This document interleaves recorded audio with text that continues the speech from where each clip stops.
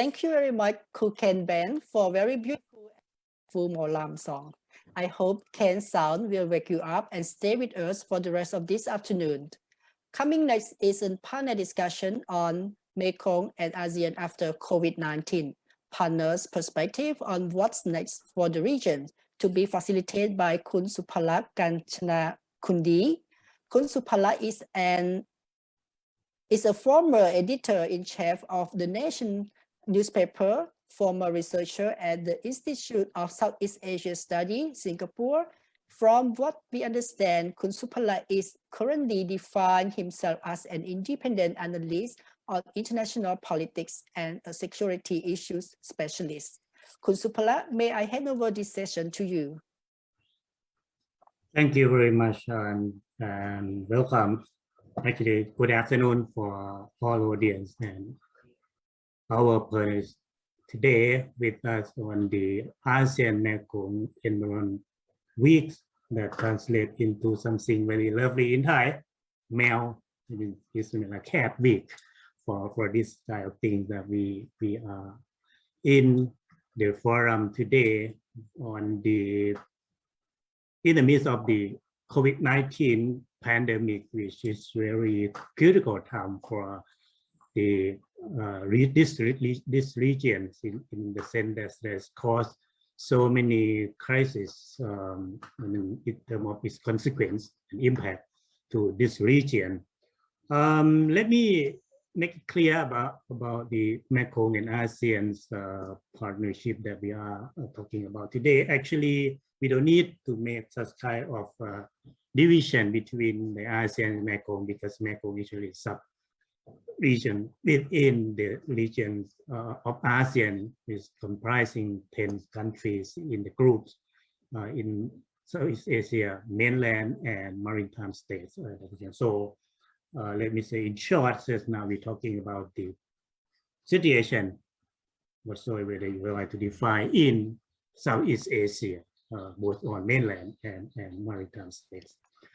But what we have to discuss in detail today is that we are now facing so many crises and so many changes, particularly in the pandemic of the COVID-19, which caused further on primarily to economics and normal life of the people.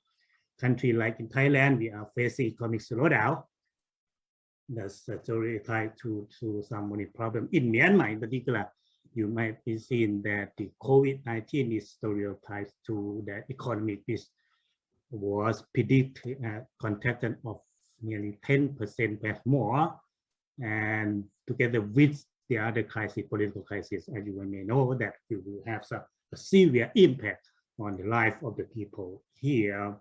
We also have situations of the competition of the actually changes of geopolitics in this region. When we see the competition of the superpower, to be more precise, we have seen US and China are now in competing, particularly in the Mekong region. We have so many cooperation framework within that arrangement, and within that situation also. ASEAN itself as an organization also face many problems in this, particularly as mentioned, Myanmar also one, South China Sea is another one, and the environment issue in the Mekong also come into attention of the ASEAN as a organization and as a region as a whole. With us today, we have 4 speakers with diplomatic background, but different fields, ranging from environment up to political. Let me introduce one by one from the inside of ASEAN up to the country geographically far away. I begin with Miguel Misakani, senior officials of the Poverty Eradication and Gender Division at ASEAN Secretariat. Welcome to this forum, Miguel. Yes. Next is Dr. Umezawa Ikima. Ikima-san is a Minister of Political Affairs at the Japanese Embassy here in Bangkok. He will speak on the perspective of the as a partner of ASEAN and Mekong, because we all know that Mekong and ASEAN is crucial supply chain for Japan for a very long time. Next is something like an expert from the Western countries, Tom Moody, Regional Director, Southeast Asia for Climate and Environment and Foreign Commonwealth Development Office. He based in Singapore and he speaks from Singapore today, right? Welcome to our forum, Tom. Last but not least, the country which now I mentioned earlier that have influence in this region for a long time and are now in competition with our giant neighbor, China. We have Ivan Fox, economic officer at the U.S. Embassy in Bangkok. Also, he will give us what he sees about the situation in the Mekong, and in terms of economy, from his view, what we're going to do to deal with that crisis.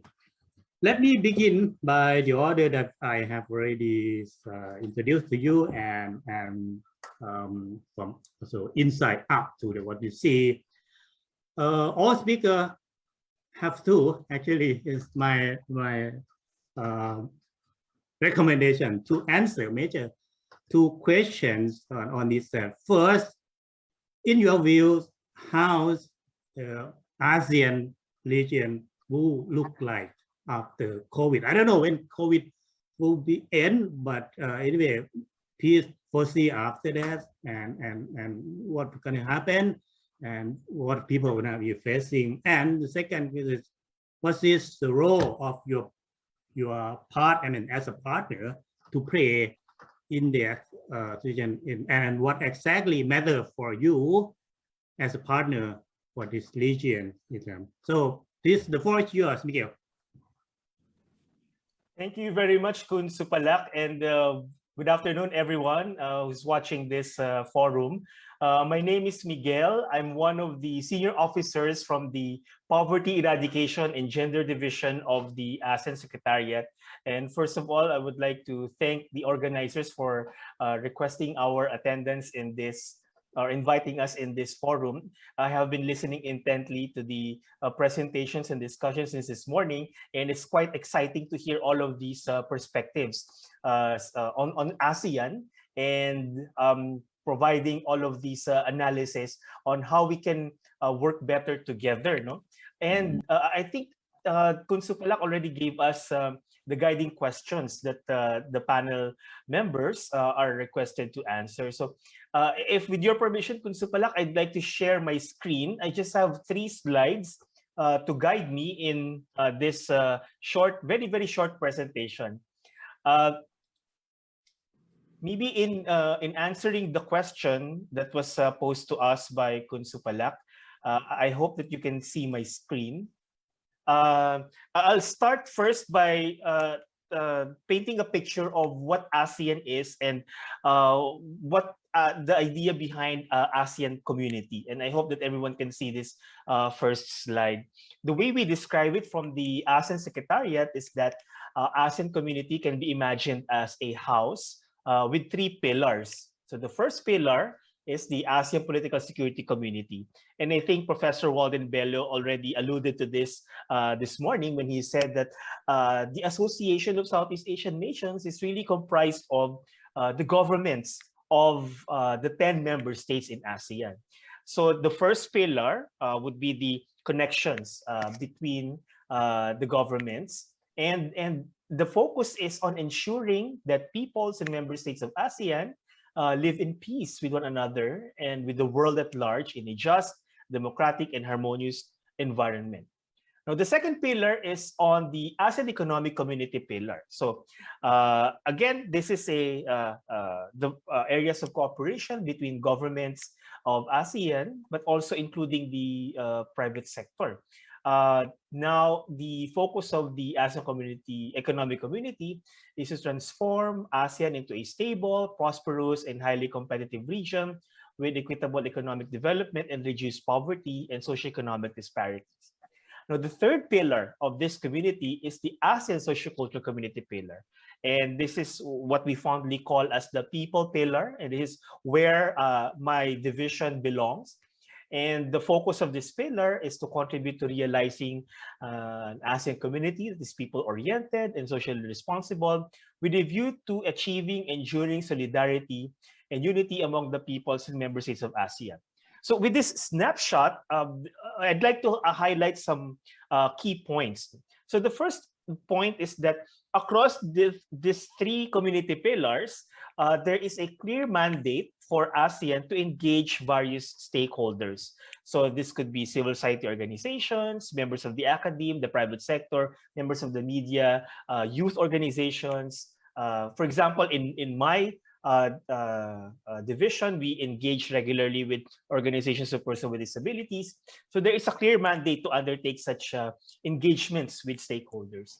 And the second point I want to make is that the ASEAN as an organization, it's not monolithic. It's not one huge immovable institution. No? So it's composed of moving parts and a lot of parts. And again, referring to what was mentioned in the morning, because of these many moving parts, there are at least, I think, 1,000 meetings happening in a year with all of these senior officials and stakeholders discussing and exchanging views with one another. No? So each of these community pillars, there are what we call the ASEAN sectoral bodies focusing on specific thematic areas of cooperation.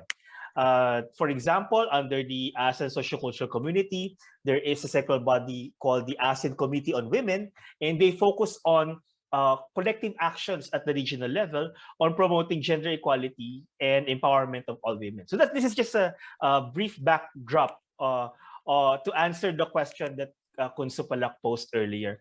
So going now to the question posed earlier was that how would the region look like post COVID-19? No?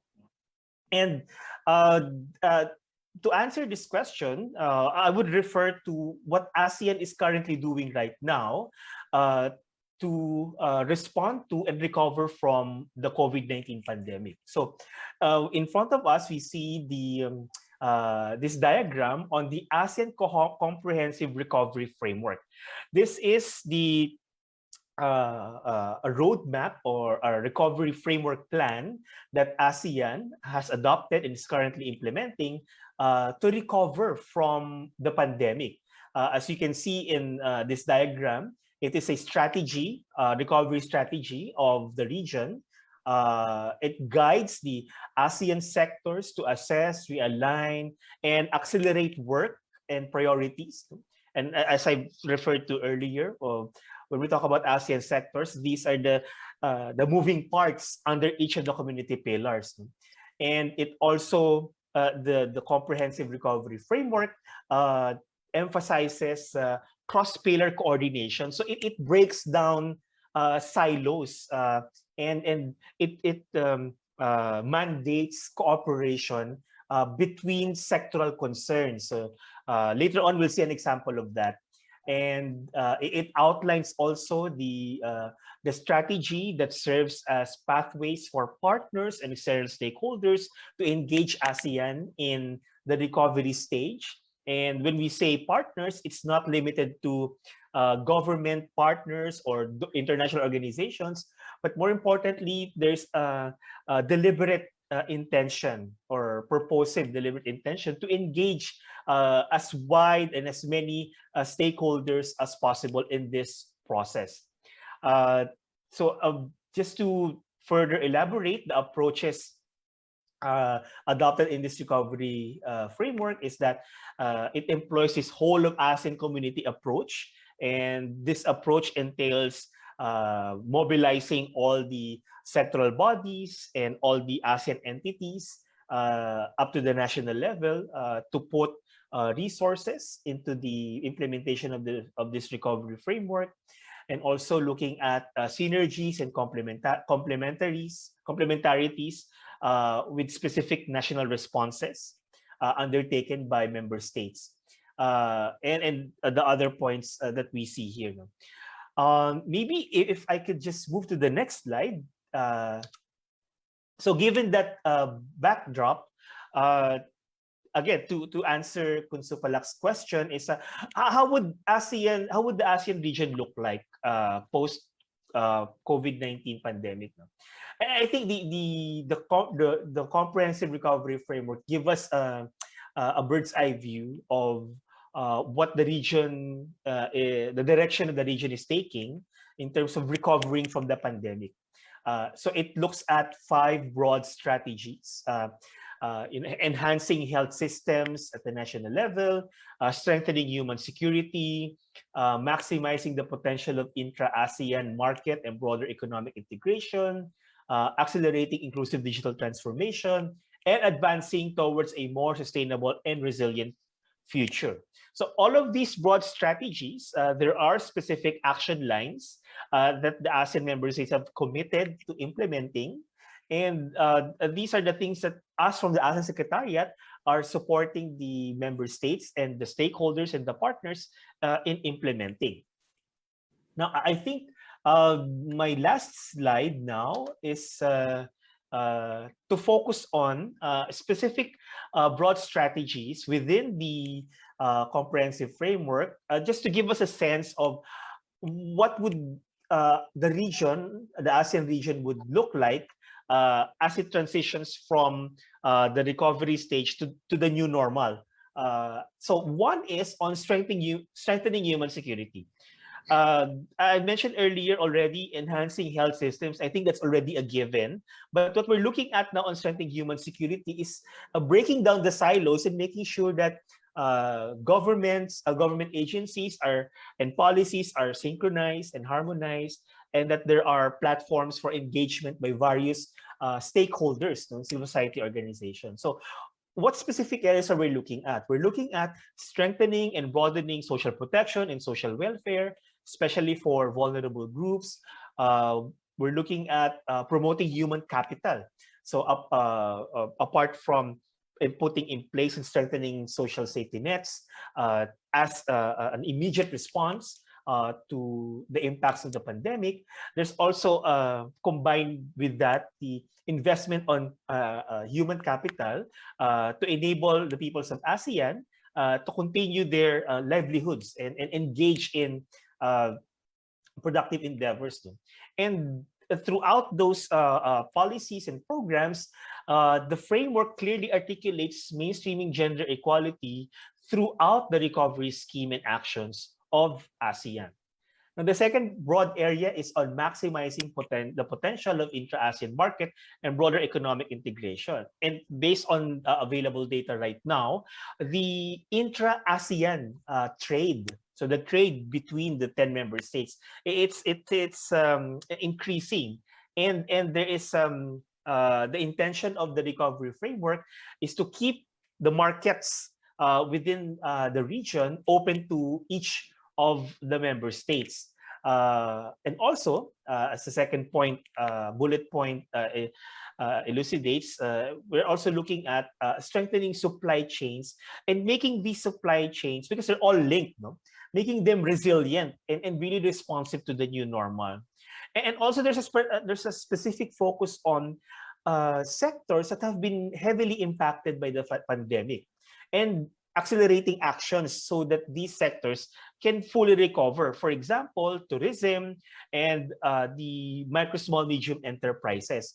And it would be very interesting to note that, for example, in the MSME sector, there is really an overrepresentation of women in this sector. So the investment on recovery on the MSME sector would not only hopefully energize, revitalize the sector, but also address gender gaps within this sector and really promote women entrepreneurship and women economic empowerment. And the third area that I think looking beyond the pandemic and how the region would look like after the recovery stage. I think it's really on digital transformation. And the recovery framework articulates the need to accelerate inclusive digital transformation. So this includes promoting e-commerce and the digital economy, promoting financial inclusion, and again, promoting MSMEs, but this time on digital upskilling and access to markets. So this presentation clearly is focused on ASEAN's current initiatives under the ASEAN Comprehensive Recovery Framework. But this by no means is the sole and only initiative that ASEAN is undertaking to imagine a more inclusive and sustainable ASEAN community post-pandemic recovery. Maybe just a couple of points before I end this presentation.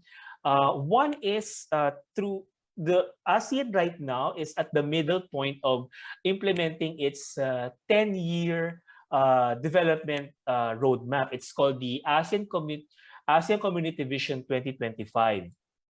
So this development roadmap will be completed.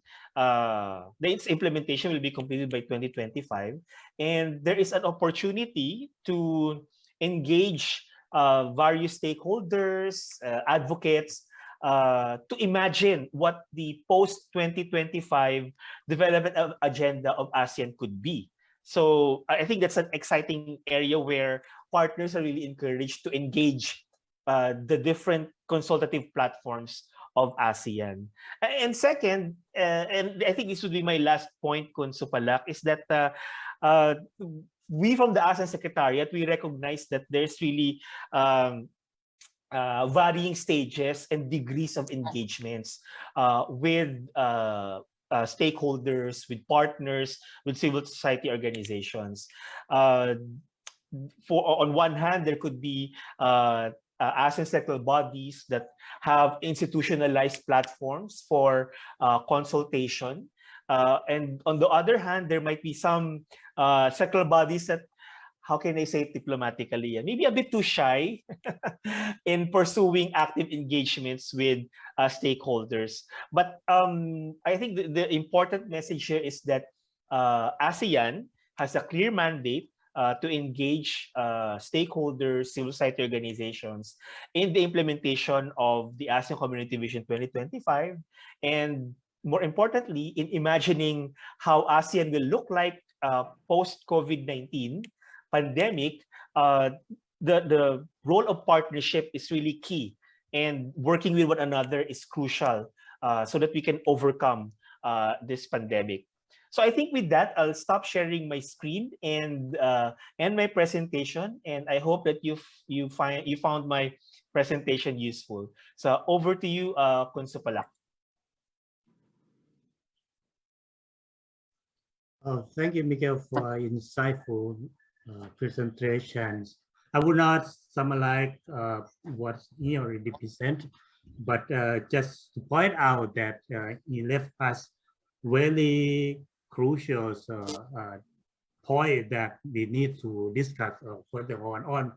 The first one is human capital, developing human capital. I think this is very necessary for the whole ASEAN to pay attention on after COVID-19. And the second one is also this ASEAN ambition to have the integrated market. So that's why the intra-market is so important, but we need to work on, it's very hard maybe with the other partner, how to achieve that ambitions.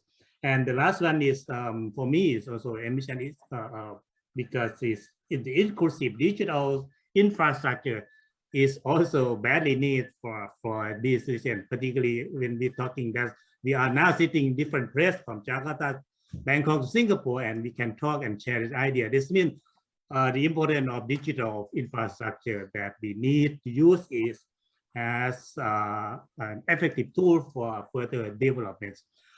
So now I move on to save time to Dr. Kijima. Kijima-san, would you see ASEAN Yes. Mekong after COVID pandemic, from your view, I mean, you have some political background or have some engagement with some kind of political development in this region. So tell us what you see and what is matter for Japan as a partner of this region. Please, the floor is yours. Yes, thank you, moderator. Good afternoon and good morning from the panelists from the UK. It's my great pleasure and privilege to be invited to join today's fabulous panel discussion. I also would like to use the slide, so I show you. Yes.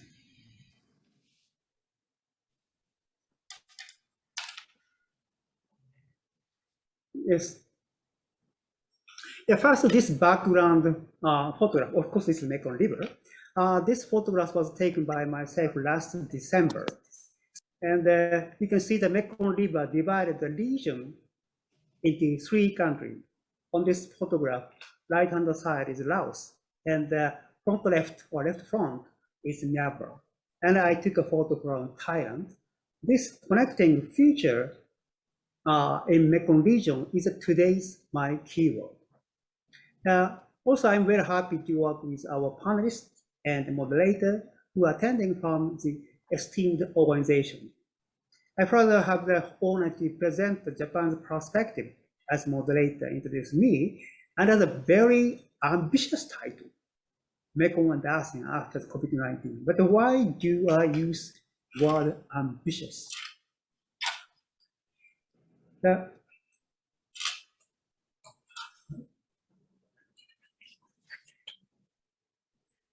Sorry, I have a program.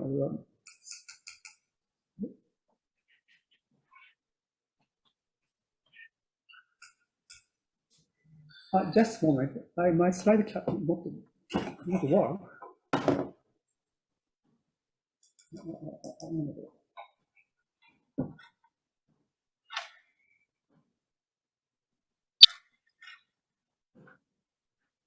Okay. Yeah. Actually, I tried to. Can I change my order? I want to solve this problem. So can I ask the moderator to I will present just after the next presenter. It's okay. Okay. Tom, are you ready? Yes, thank you very much. Tom, Moody. Yes, hello. Okay. Because Dr. Akima has Yes, encountered some technical problems, so No, I give the not at floor all. to you. Yeah, first. Very happy to do that. I Okay. empathize. I know the situation. Okay. So thank you. Okay, the floor is yours now. Thank you, Sukalak, and thank you for having me. I'm really pleased to be here, and I want to focus what I talk to you about in relation to climate change, really, and that won't surprise you because it's 36 days from today that we will convene in Glasgow in the UK for the COP26 conference, and I'm really delighted to see throughout your programme a focus on many of the really important themes for the UK government, including in our COP26 and our G7 presidencies. So let me turn to your question. So you asked what the region will look like after the pandemic. And the trends that I've seen in the region over the period of the pandemic aren't necessarily caused by COVID, but they certainly coincided with it, been accelerated by it, and perhaps even given us clearer choices and opportunities as a result of it. So I'm just going to show you 2 slides. If you can see these, which I'm putting up now. So the first, sorry, just one moment. There we go. So the first slide here I just want to show you is about the perception of the public on climate, and I think this is important because it connects for me with the idea of the public's perception of globalized risks, of which, of course, the pandemic and climate change are 2. And I think what's really important to show here is the attitudes of the public in ASEAN are really quite serious in respect of climate change. They think it is a very serious risk. And if you look on the far left there, you can see quite clearly that 70% of the public in ASEAN think that it is an immediate threat to their well-being. And there's another slide in this same document, which the Yusuf Izias Foundation produced, which is an excellent report, and I commend it to you, which shows from the previous year that at the height of the pandemic in December 2020, ASEAN members of the public, 60% of them thought that the pandemic and climate were of equal priority. So that goes to show how seriously the public here saw it. And that mirrors, the UK situation, where the government has tracked public attitudes towards climate change slowly growing in concern over the period of the pandemic. And in the middle there, you can see what the expectations are. So what's interesting, I think, is that most of the sort of impacts and risks around climate change in ASEAN are about the sort of resilient side, and that's issues like flooding, rising sea levels. But citizens in this region really want to see their government not only focusing on adapting to those risks, but also mitigating them. And that's about cutting emissions, doing more on public spending to secure a green recovery from the pandemic, tighter legislation, and even taxes on carbon. And on the far right, there is a really interesting illustration for me about the public perception of this as an opportunity, not as a risk or a drawback. So the top bar chart there shows that members of the public have a relatively low level of confidence that their governments are going to hit even their own targets on achieving renewables. But conversely, the bottom chart shows that they think there is a huge opportunity around it. So that will lead to more jobs and innovation and competitiveness. So there's a bit of a disparity there, I think. What I want to show you on the next slide is the second sort of big trend that I've seen over the period of the pandemic. And of course, this trend is one which has been accelerating for about 10 years, but it's increasingly visible and stark over the last 2 years. So that chart on the left shows you how much the cost of renewables has fallen over the last 10 years. So something between 26% for offshore wind and 82% for solar photovoltaic PV since 2010. The International Energy Agency said this year that solar is now the cheapest source of energy in history. And already solar is cheaper than the cheapest new power source for 2/3 of the population on the planet. So on the right there is how that compares with fossil fuels, and that presents a staggeringly clear economic case for me. So you can see there that the degree of competitiveness of fossil fuels relative to renewables. The International Renewable Energy Agency, IRENA, said that by 2030, it's likely that all existing coal, so coal that is already in place and firing, will be more expensive to operate than building completely new renewables. So you can imagine what a case that presents for building new coal now will be just stranded by that period. So these factors don't take into account the wider economics of constructing the energy transition. And what we've seen from organizations like the World Bank are that investing in renewables, energy efficiency, and technology that is a green, presents a green recovery, creates 4 times as many jobs as investing in the brown recovery, and it grows your economy between 2.5% and 5% faster than our current trajectory. So it's a very clear economic argument.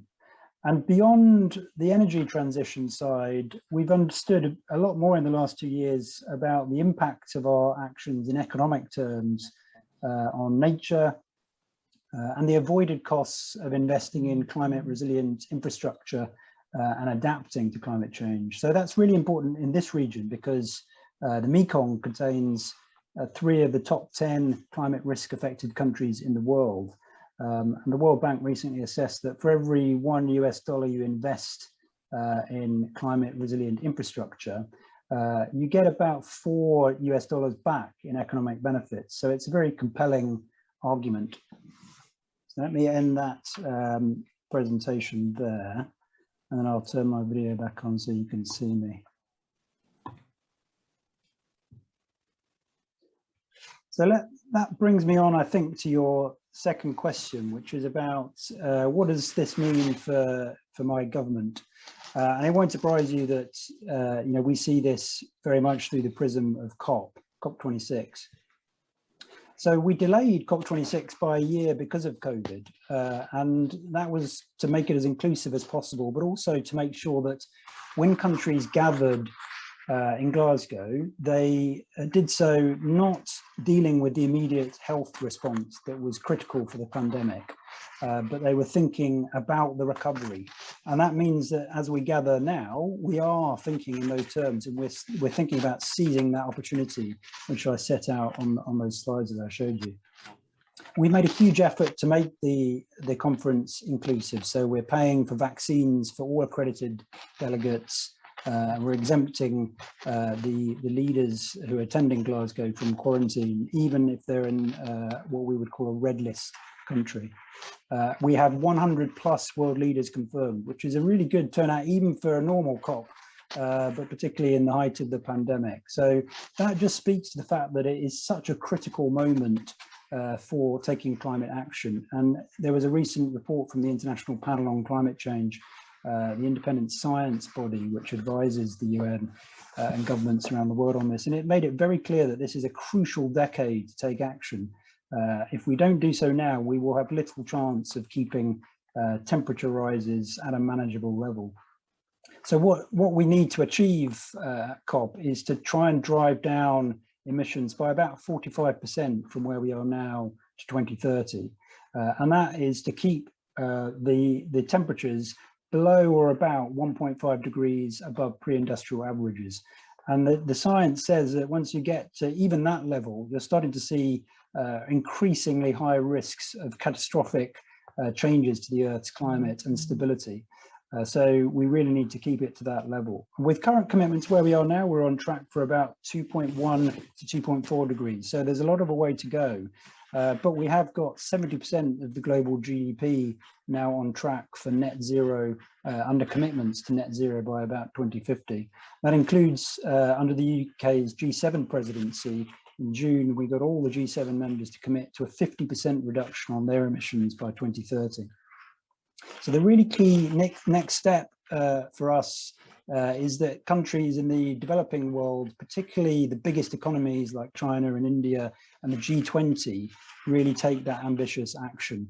And what we've seen by independent reports is that if the G20 comes together when they convene as leaders at the end of October, and they submit really good, solid plans to get those emissions down by 2030, we can get down to about 1.7 degrees above pre-industrial averages. So they can really make a huge difference, and there's so much leadership that they can show on this agenda.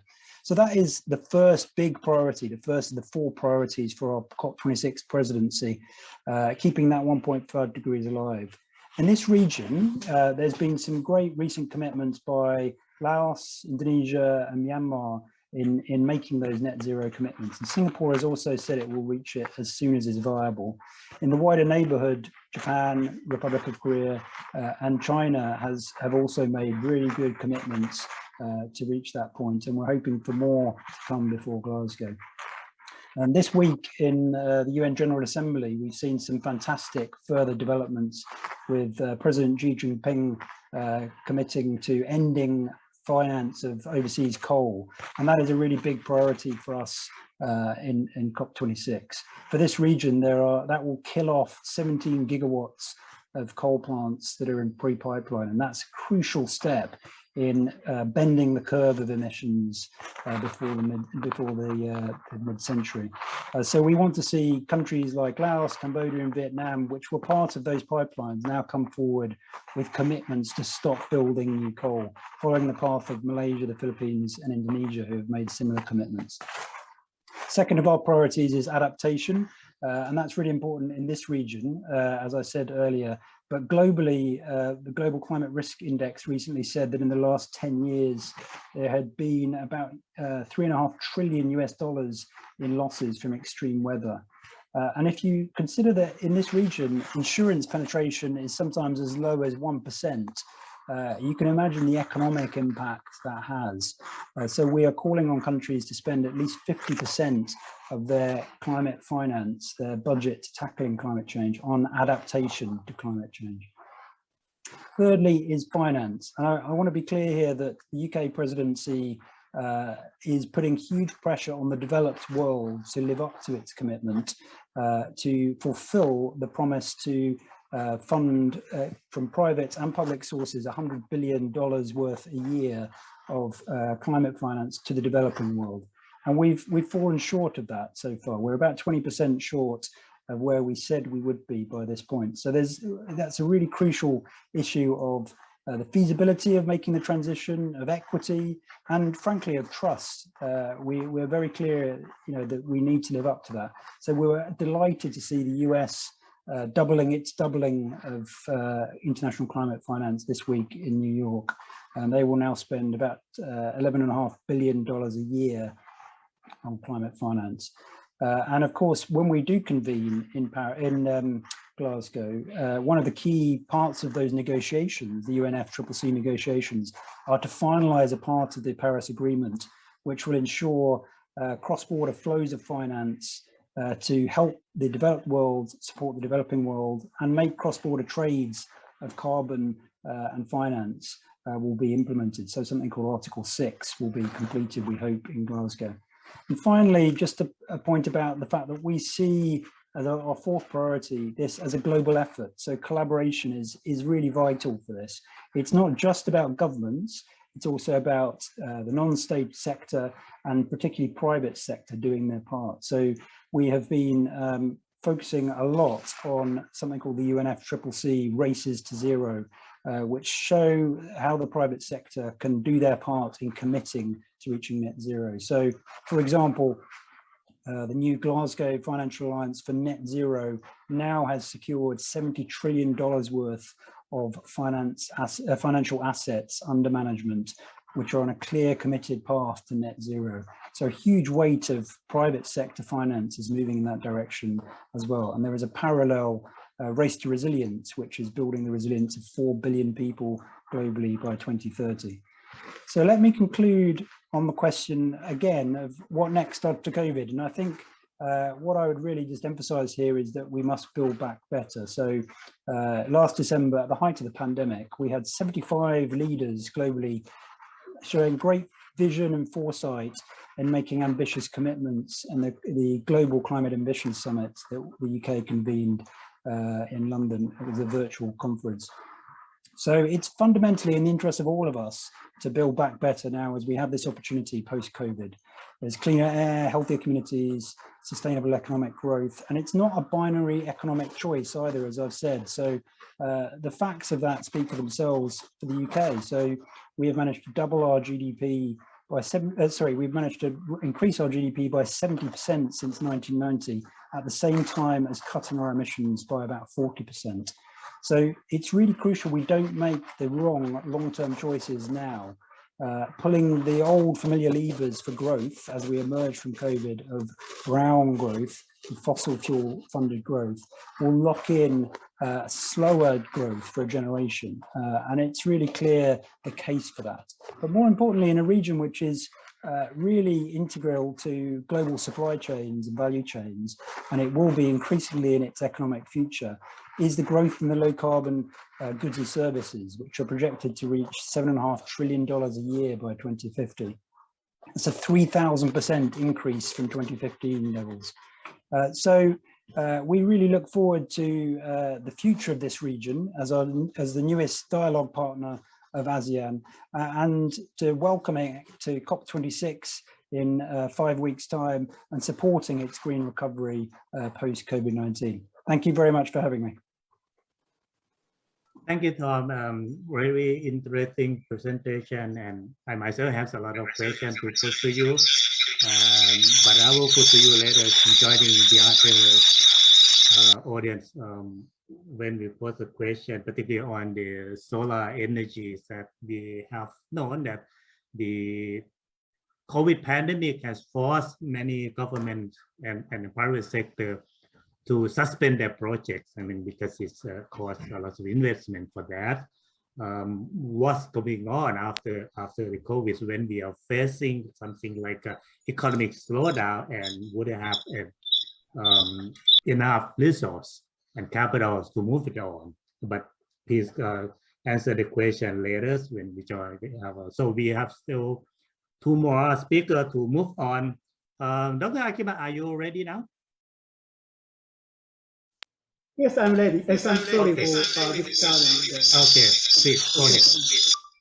Yes, yes.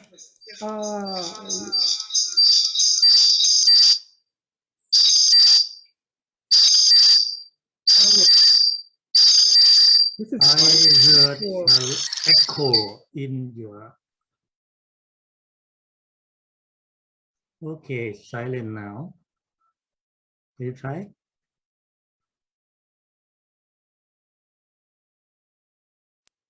This is my yes, yes, yes. This is me, or I think.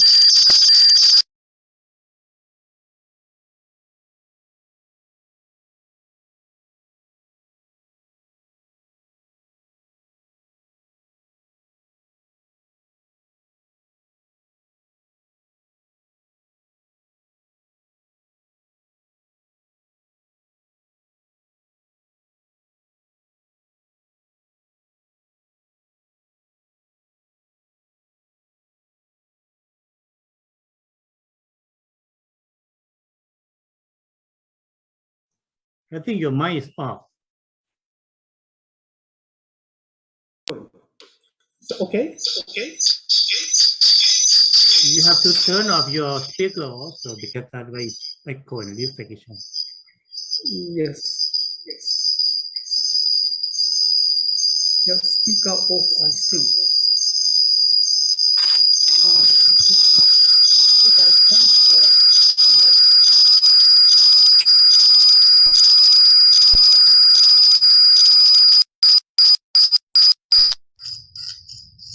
Okay. I think it's okay, and I show you the Okay, slide. good. Yes. Yes.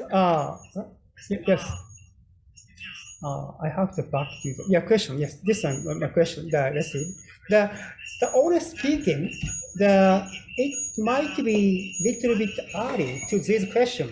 So we are still struggling to tackle the pandemic. Yes, and trying to find out a way to recovery as well.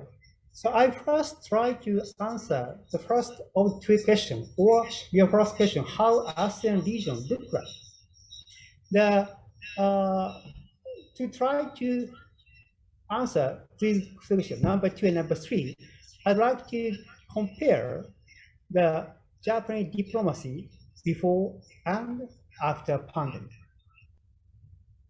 These are some examples of Japan's cooperation with ASEAN before and after pandemic. At the left-hand side, the first example of pre-pandemic is Tokyo Strategy 2018, which is aimed at promoting vibrant and effective connectivity. The second one is Joint Statement of Connectivity, which is enhancing links and synergies, including sorry.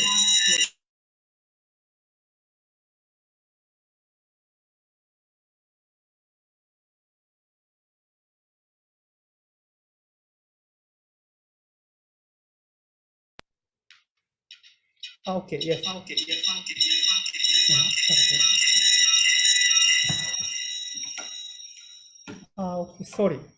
Sorry for technical problem. Yes.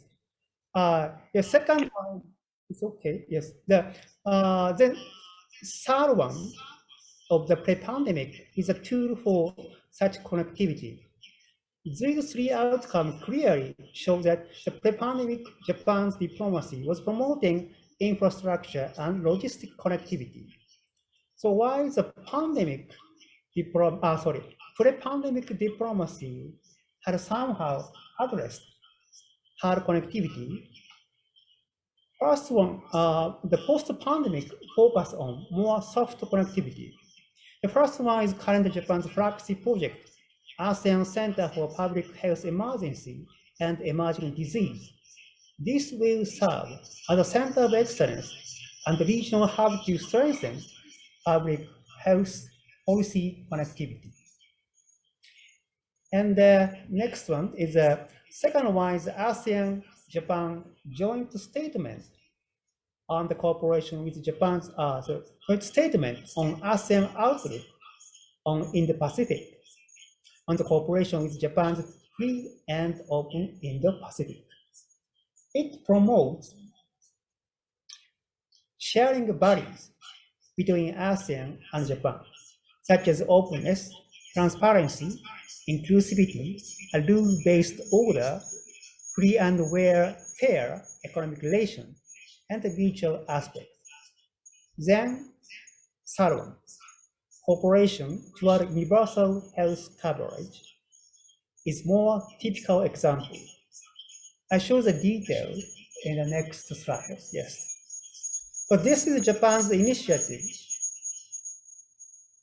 to promote international cooperation to achieve universal health coverage based on principle leaving no one's health behind.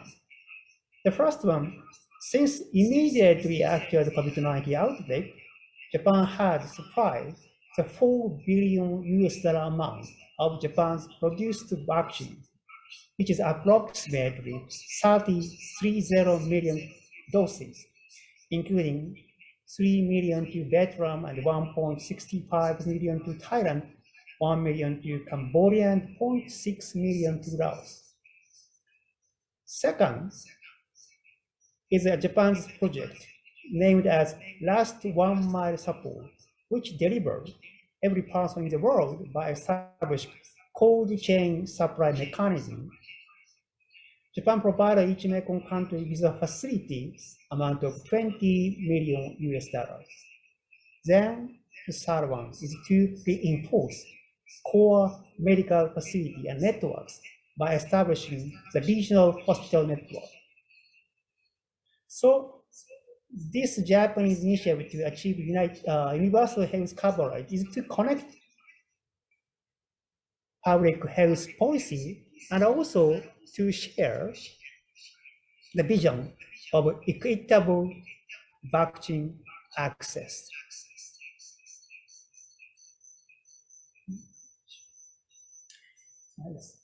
And this one is also, we need the policy connectivity with sharing vision, especially in Mekong. As a mainland Southeast Asia, why so need connectivity? So next slide, yes. This is an excerpt of Bangkok Post opinion, printed this July, written by Dr. Kitinan, professor of Chulalongkorn University of Thailand. He emphasized finally a more holistic view and a broader regionalism, broader regional lens are needed in 2022 and 23rd. Mainland Southeast Asia, comprising Cambodia, Laos, Myanmar, Thailand, and Vietnam, all 5 countries must somehow find a way to reach herd immunity as a pact, because they are economically interconnected.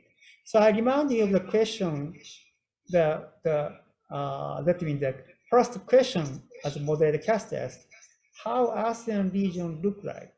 So ASEAN could be, answer could be policy connectivity with sharing vision. So next, I move on to the moderator second question, or I received these two questions first and foremost. So what lesson, what experience? But as I first said, this question seemed to be a little bit ambitious,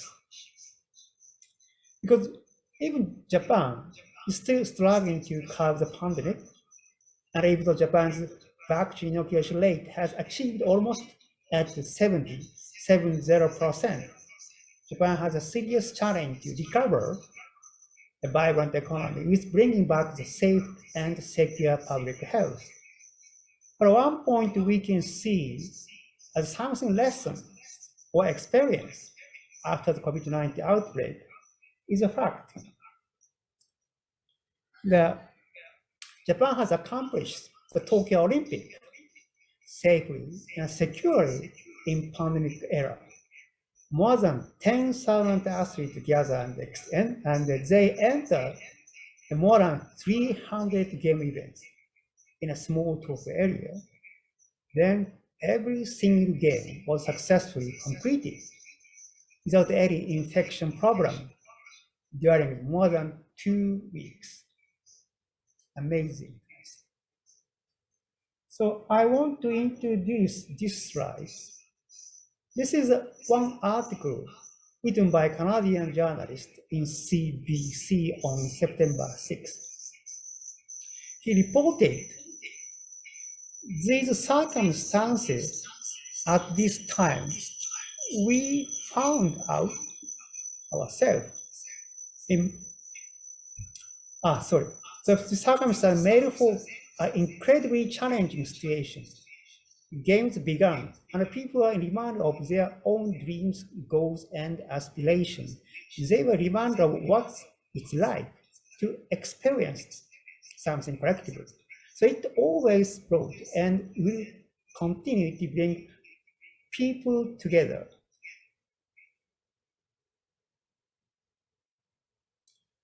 Yes. This, sorry.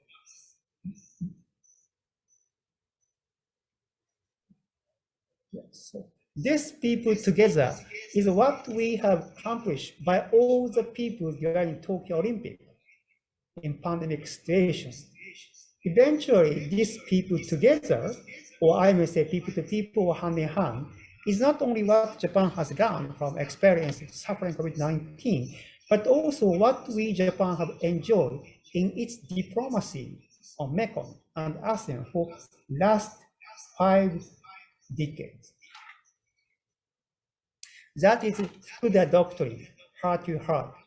50 years back in 1977, as Japan is the first dialogue partner to ASEAN, Prime Minister Fukuda delivered his historic speech, the Fukuda Doctrine. And this heart-to-heart diplomacy has become the anchor of Japanese diplomacy to contribute to the building of peace and prosperity in ASEAN. So for the question of the number 2, moderator cast as, what's the role of partner? Answer might be heart-to-heart diplomacy. So ladies and gentlemen, I show you the answer to each question, the question in previous 8 slides. But the most important thing would be both ASEAN and Japan mutually understand and share each vision and value. We can see the concrete example in the Thailand Foreign Ministry's press release. So this is it.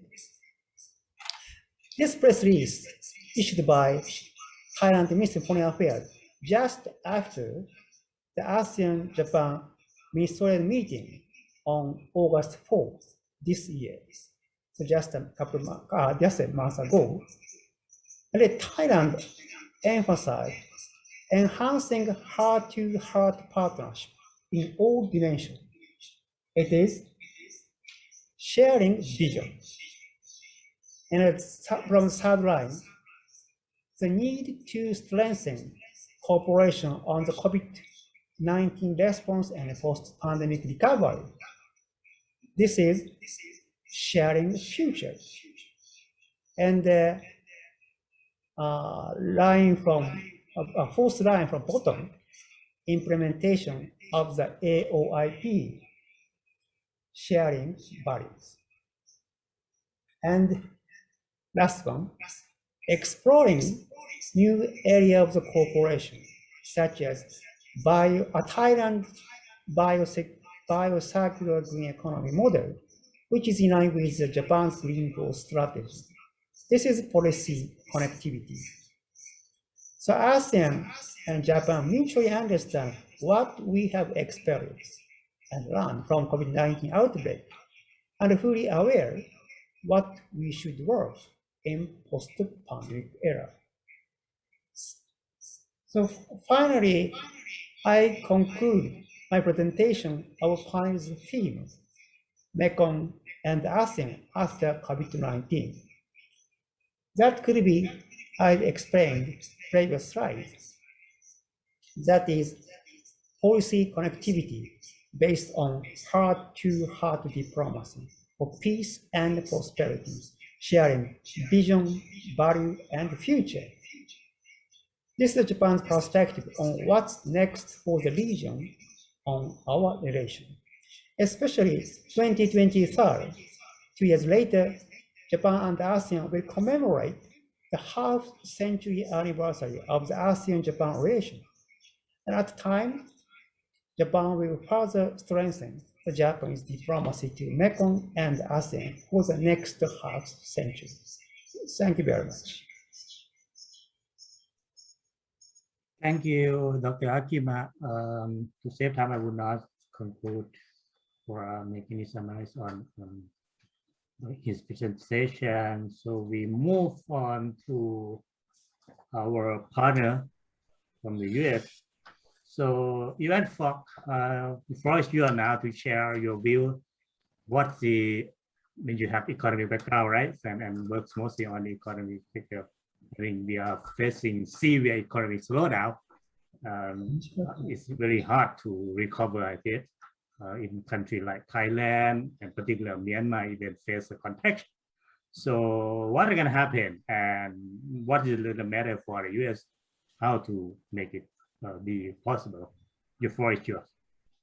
Thank you so much, Kun Supalak. And I think you're right that it will be hard. And I think the main point of my presentation today is that not only will it be hard, but it also will present some important opportunities. And that's what I hope the take-home message is for everyone listening in today.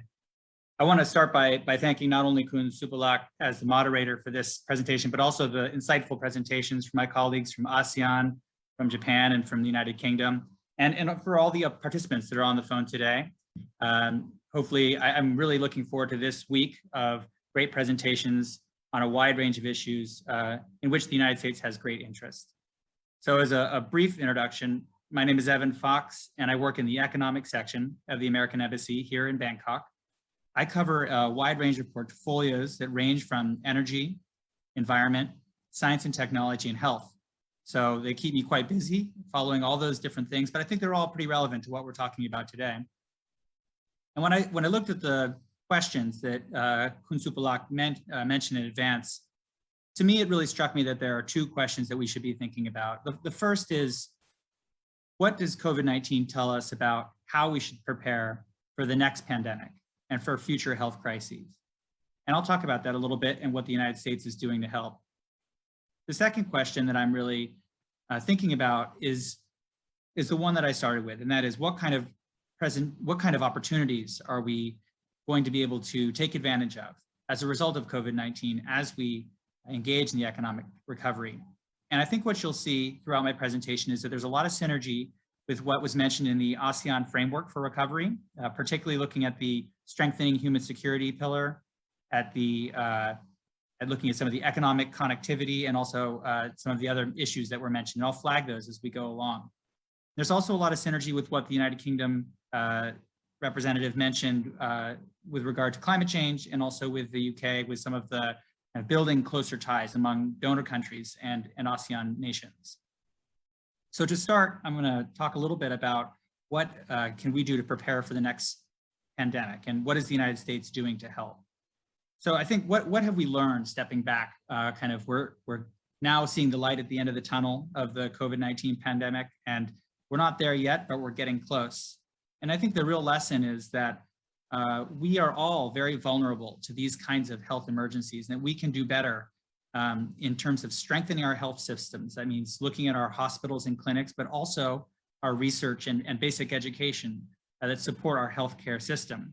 And that comes back, remember, to that ASEAN pillar that's focused on human capacity building, strengthening human security, and enhancing health systems. So what is the United States doing to help that? I should confess that I do work mostly on Thailand issues here in Bangkok, but a lot of what we do here has regional implications. The first thing that I want to mention is that over 600 members of our mission staff here at our embassy in Thailand are working on health-related fields, 600.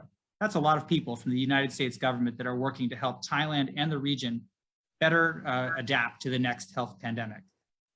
And those folks all have a global impact in that they strengthen the system here in Thailand, and a lot of that research informs our regional, our ASEAN, our Mekong, and our global health system. A lot of those folks working here have a regional role, and I'm thinking specifically about our US Agency for International Development colleagues who have the regional development mission for Asia, right here in Bangkok. And we also have a very large CDC, or Centers for Disease Control and Prevention office here in Thailand. It's actually our largest office outside of the United States, right here in Thailand, in the heart of ASEAN, where they are working hand in hand with Thai researchers to address a wide range of pandemics and all kinds of health issues. So Thai and American scientists have saved hundreds of millions of lives already by working on things related to malaria, dengue, influenza, Japanese encephalitis, HIV, hepatitis, and other deadly pathogens that have affected Thailand, the United States, and countries throughout ASEAN. I'd also note that the USAID mission that I mentioned has programs in Thailand and throughout the lower Mekong that address many of those same issues, HIV, AIDS, malaria, but also malnutrition and broader health issues. And most recently looking at the growing threat of antimicrobial pathogens. So I think the main takeaway from this segment of my presentation is that ASEAN is a hub, and donor countries like the United States are working very closely with Thai researchers, with Thai authorities to prepare Thailand to be able to deal with future pandemics and health-related crises. And that kind of support has spillover effects throughout ASEAN, and really, if I have to say plainly, throughout the world. So turning to the second question that I posed in the first part, it's what kind of opportunities are presented by our post-COVID economic recovery. And this is something that we've been really engaged with our Thai interlocutors and folks throughout the region on, in thinking about what can we do to really build back better. And a couple of points that I'd like to make is that as we, United States and Thailand and Mekong and ASEAN countries recover, we have the opportunity to reshape the economies to be more environmentally sustainable and to be more inclusive and to address many of the issues that haven't been addressed in the past. And three that I'll touch on, I could talk about a lot of different things that we could do better, but three that I'd like to focus on today that are relevant to some of my direct work here in Thailand and the region are first, renewable energy, second, climate change, and third, air quality. So the first one is energy. And we have a real opportunity now to increase the amount of renewable energy and innovative technologies like electric vehicles, battery storage, smart grids, and a range of other technologies. And I'm happy to say the United States is a leader in many of these, and we're working to help Thai companies and countries throughout the region to better implement some of these climate smart technologies and clean energy technologies. One of our key partners for this is the country of Japan through the Japanese-US Mekong partnership, power partnership. And I'm very happy that we had a representative from the Japanese government to talk about that today. But we're working with a range of donor companies to countries to really enhance the capacity and help ASEAN nations build back better, have a more resilient grid, have low carbon technologies moving forward. And remember, this is really part of this is about the sustainable and resilient future that we talked about, the pillar under ASEAN. but it can also be related to economic integration. And I'll tell you how. One of the things that we're really focused on in Thailand is helping to Thailand become a center for the power grid and to be a leader in terms of alternative energy. Geographically, Thailand is very much at the center of ASEAN, but also technologically. There are a lot of Thai companies are the leading developers of alternative energy projects throughout the region, but importantly in ASEAN. And one of the things that we're doing is to help private sector companies get access to resources to more effectively implement those sustainable energy technologies.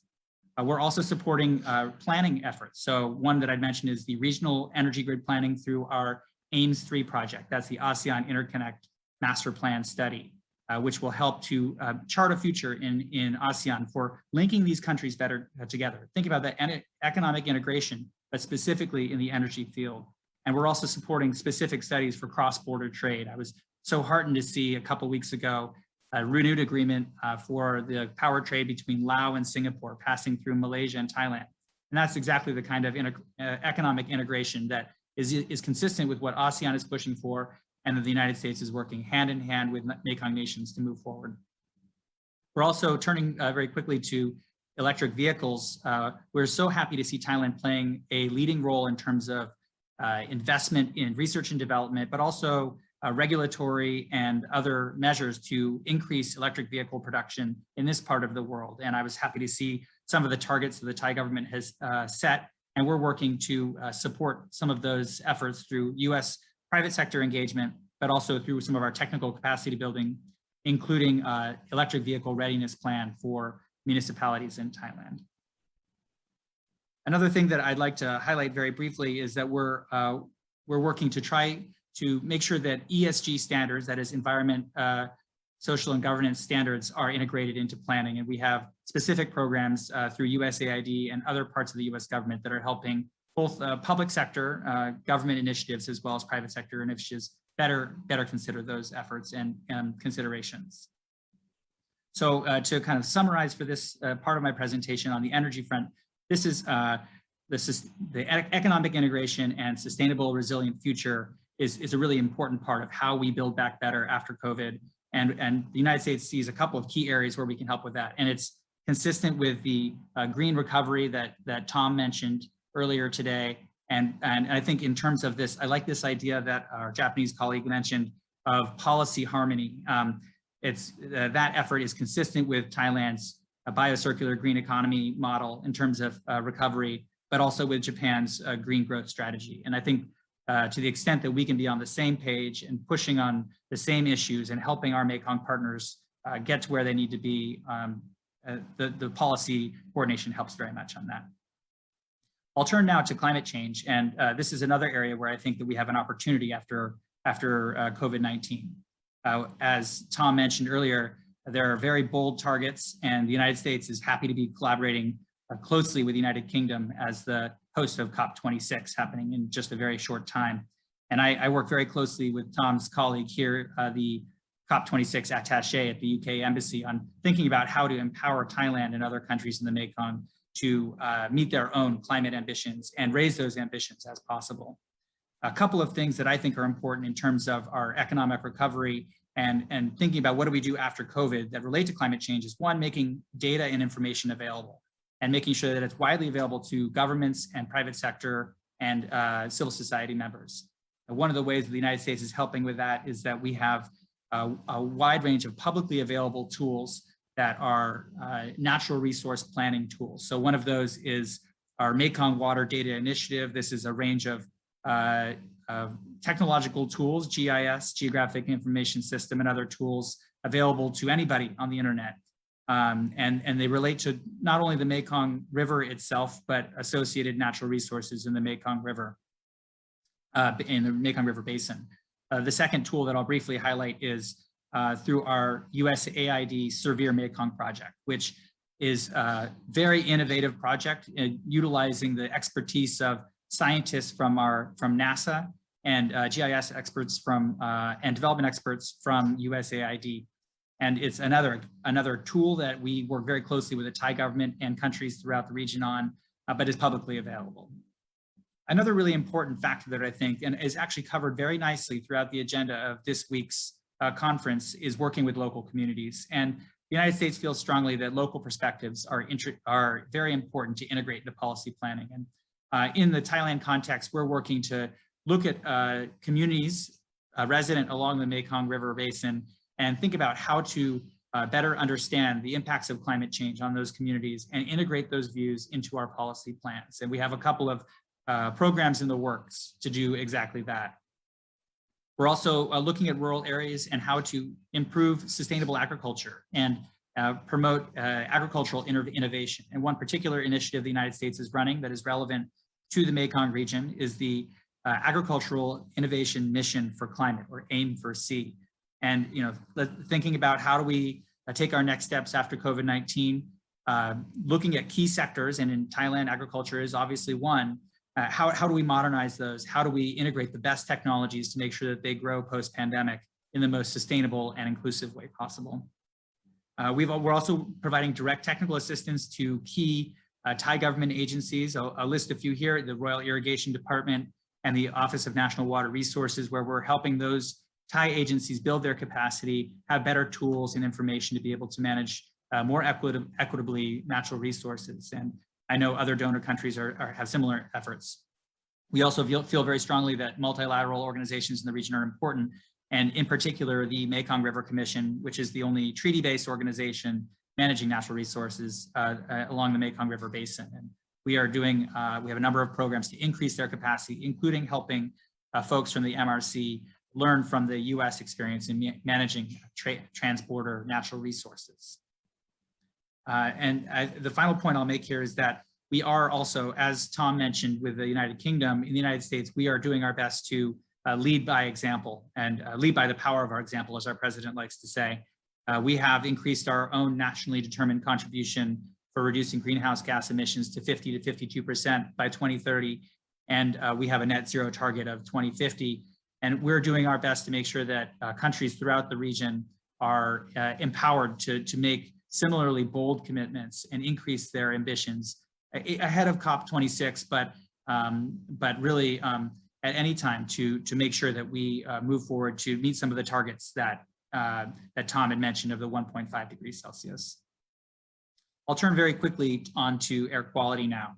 And this is another area where I think when we're building back better post-pandemic, we should be thinking about how to do things in a way that is sustainable and helps local communities and addresses fundamental health issues. The United States is working closely with Thailand's Pollution Control Department to help improve the regulatory framework and policy framework for managing air pollution, including PM 2.5, which is a major problem in Thailand, but I know in other countries as well. And we're helping to take lessons learned from our US Environmental Protection Agency and translate those to a local context and help Thailand and other countries to better integrate those into their plans. And that includes planning for industry, transport, and also in the agricultural sector, all of which we'll have to think about post-pandemic. We're also helping to better understand, along the same lines as understanding and having the best data, we're also helping to improve Thailand's monitoring framework for air quality. And actually, we have a regional project working with Thailand, Laos, and Vietnam to implement a network of low-cost air quality sensors so that policymakers have the best information with which to make policy decisions after COVID-19. And then the final point I'll make here is that fundamentally air quality issues are a transboundary issue. And what we're trying to do is bring together, under the ASEAN framework and other mechanisms, bring together Mekong region countries, bring together policymakers, civil society, and other interested and donor countries to put our heads together and address really thorny issues like transboundary haze and air quality so that we can come to a solution on how to best address those. So to summarize what I've mentioned today during this presentation, the fundamental question here is, what does the Mekong region and ASEAN look like post COVID-19? And I think the first point is that we're looking at ways to strengthening our health systems and increase capacity in the region consistent with ASEAN goals. And the United States stands ready with other nations to do that. And the second point is, how do we build back better? How do we have a more resilient economic system after COVID-19 is over? And some of the key considerations there that I've mentioned today are energy considerations, climate change, and air quality. And again, through technical assistance and coordination with key donor nations, the United States is working hard to make sure that Mekong countries and countries throughout ASEAN have what they need to recover in a sustainable manner. So I'll leave it there. Thank you everyone for your time and attention, and I'll look forward to the questions. Thank you, Yuan. And I understand that many audience might have questions or even an idea to share or comment on the all speaker that have been said. But so far, I don't have any written question come into the question box or the live communication channels to putting questions or comment to our speaker. If anybody want to have like a oral question on or a comment, I mean, it's no welcome, and the floor is yours for all. While waiting, I myself have some questions to have further to continue our sessions. I have three questions actually in mind, but the first question will pose to particularly Tom, Akima, and Evans on that you say the same thing in common about the policy harmonization on the energy. So I understand that several countries in ASEAN, we have 10 policy as well, looking at which is the main source of energy that we are looking for.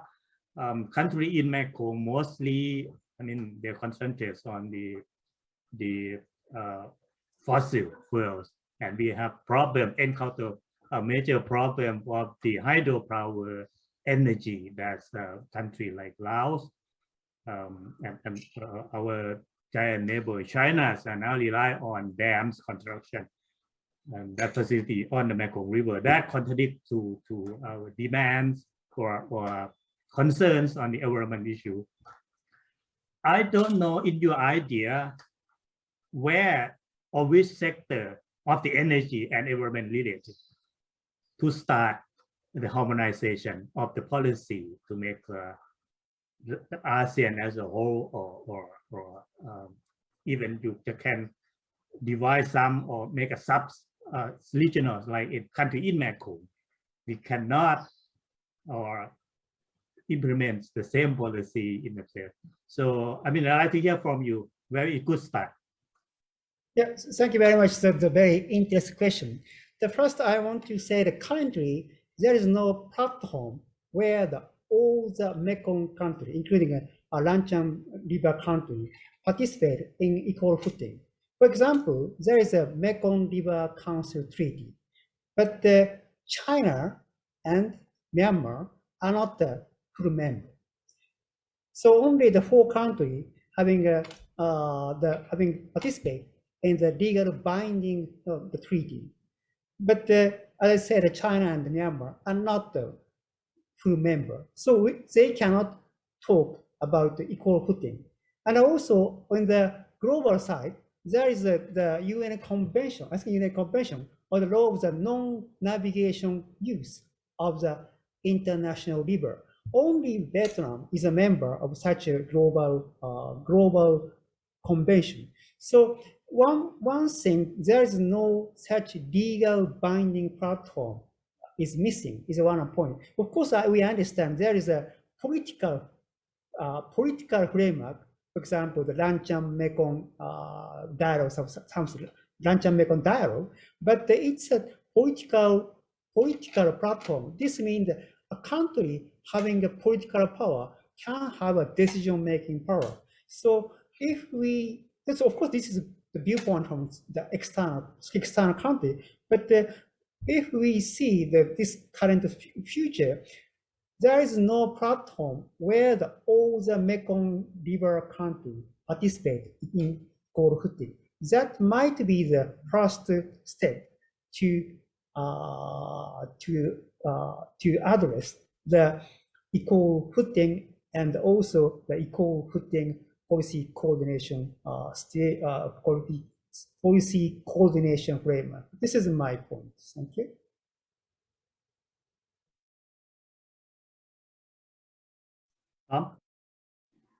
Yeah, thank you for the question. I think there's sort of two parts to it, really. I mean, for me, there's a sort of a domestic issue about the competitiveness of new energy, and ASEAN is projected to return very quickly into economic growth post-COVID. So it will be looking for new energy sources. And as I said in my discussion, fossil fuels will look increasingly uncompetitive compared to renewables. So the questions there really are about avoiding making the wrong choices, but domestically, and that is about recognizing the fact that it will be a cheaper form of energy and also the wider economic benefits of it. So there was a really good study by McKinsey last year that suggested that if you are looking to invest sums of money and you want to get the most bang for buck from that, then renewables or energy efficiency gives you far more than investing in oil, coal, or gas. So you get about 7.5 jobs from every $1 million you invest in renewables or energy efficiency, compared to about 2.7 if you invest the same amount of money in oil, gas, and coal. And that's across the wider economy. The second point, I think, is about that integration. And as Evan said in his presentation, the ASEAN power grid is a really key endeavor for ASEAN as a group. And it already has the support of all 10 member states in the Economic Community Blueprint 2025. So it's progressing, and we've seen some really good pioneer pathfinder projects last year by Singapore and Malaysia to trade 100 megawatts cross-border, and just recently in the last few weeks the ASEAN energy ministers signed off the next stage of that, which is Singapore, Thailand, Malaysia and Laos, I believe, for the same amount. So it is moving forward, and I think that cross-border trading will really empower countries in this region to get the economic benefits of the renewable shift. So particularly countries like Laos, which has positioned itself as the battery of Southeast Asia. There's a bigger sort of cross-regional impact of that as well. So at COP26, we will try to launch something called a Green Grids Initiative, which is about the concept of having enough countries cooperating on the energy grid that you never lose the ability to draw on renewables. And that is a really important concept for countries in this region that are really interconnected and integrated, and it's also important for their neighbors. So I think those 2 points are the ones that I would make. It's very economically beneficial, it's cheaper, and it will support integration, which will enable the less developed countries in ASEAN to accelerate their own economic recovery faster. Thank you.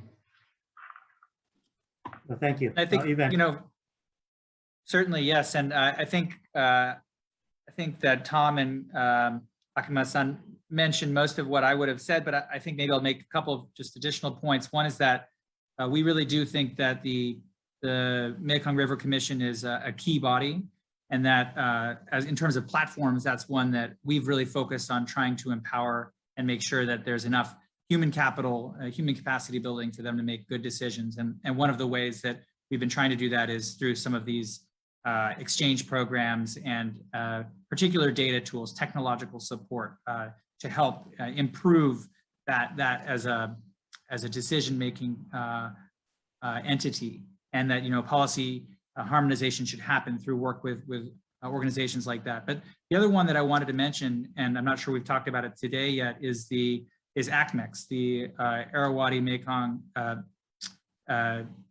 the Irrawaddy Chao Phraya Mekong Economic Cooperation Strategy. And I think that in terms of an indigenous kind of local platform for discussing and talking about policy issues, it's really important to empower Mekong countries themselves to be able to have platforms where these things can be discussed. And I know the United States at least is working very closely with other nations, Australia and others, to look at how can we improve ACMEX and improve that capacity of that organization. So I think I take your point, Kun Supalak, that we need to have policy harmonization, and we need to think about the best way to coordinate on some of these very tricky issues like energy infrastructure. And I feel pretty strongly that the best way to do that is to look at some of these existing platforms and figure out how to make them better and make sure that they have the data that they need to make a well-informed decision. Well, thank you, Ivan, and thank you very much for mention ACMEC that formed in Thailand in 2003, and now it's almost 20 years. And good news for you, perhaps you have some room to say. I will inform that your audience and speaker here that ACMEC is now a kind of in process of the soul searching to have something to do to keep relevance to the region that will happen, because we have so many. ASEAN also has it one with Mekong, but that makes the ACMEC also now in trouble because there's so many things to do, so many Mekong frameworks, how to handle with. I mean, perhaps this is good start, Peter, even if you can suggest that things to Thailand as a lead country for the ACMEC, and the other all fries in the Mekong is only single framework that can cover everything in the Mekong, including the environmental issue as well. And thank you very much for that. And perhaps I don't know if any official, Thai official or other official from our Mekong country in this forum have any idea to get started with that. Miguel, are you still with us? I have a question to you. Yes, please go ahead. Yeah, because we are now sitting in the trouble of the COVID pandemic. ASEAN member really expect ASEAN to have a crucial role, at least coordinating the plan, at least to have vaccine for us. I think many countries, including Thailand, we have shortage of vaccine, and we are waiting for also paying in the vaccine diplomacy of countries like US, China, Japan, including. And in that way, please update us what the plan implementation that ASEAN want to have us recovery from COVID-19. Thank you. Thank you, Kun Supalak. I think the additional information I can share is that the ministries of health in each of the ASEAN member states are discussing how the existing health systems in each member state could strengthen their coordination, not just to recover from the pandemic, but also to become more resilient in case there are future pandemics that will come down the road, along the road. And again, this is all under the umbrella of the ASEAN Comprehensive Recovery Framework. So on the health side, there is a huge stream of work that the health ministries, together with other entities on health, are working on, including the partners of ASEAN, for example, ASEAN +3, which is China, Japan, Korea, and also other donor organizations are working on together. But apart from that, and again, this is really the added value of having the comprehensive recovery framework, is that it goes beyond the health sector and reaches out to other important sectors that needs to be strengthened further. For example, I've mentioned in my presentation earlier, the social welfare sector that works on social protection, making sure that social protection measures are responsive and easily accessible to large segments of the population, and particularly targeting those that are heavily impacted by the pandemic. But apart from recovering from the pandemic, making sure that such national social protection systems are well equipped and are resilient, so that again, when a similar situation occurs, the systems are already in place, and it's just a matter of activating such systems to make sure that services and goods are delivered to the public. I think that's one example that I can think of right now to answer your question, Kun Supalak. Thank you. Thank you, Miguel. There is a question from the floor concerning the Mekong and the cooperation. A lot of cooperation framework, as I already mentioned. We have Greater Mekong sub-region that all countries are in, 6 countries in that.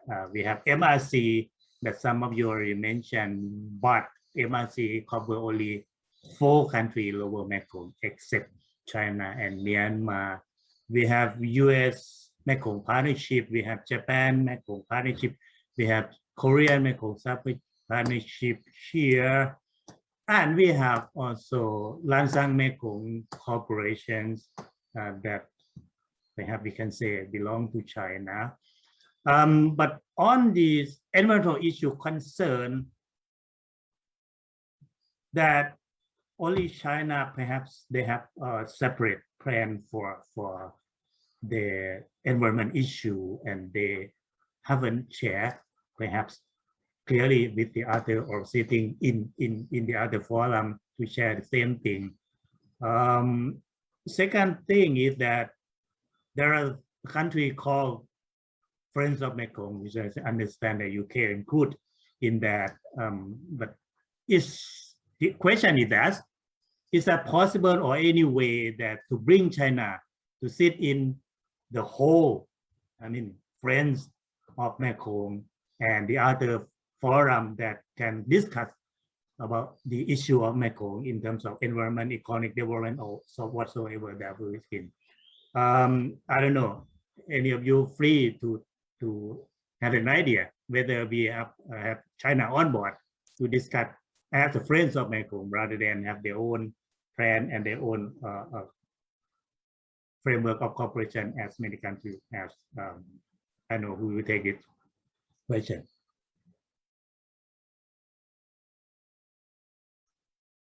Maybe I specific to Akima-san, because you are on you have an idea about the political.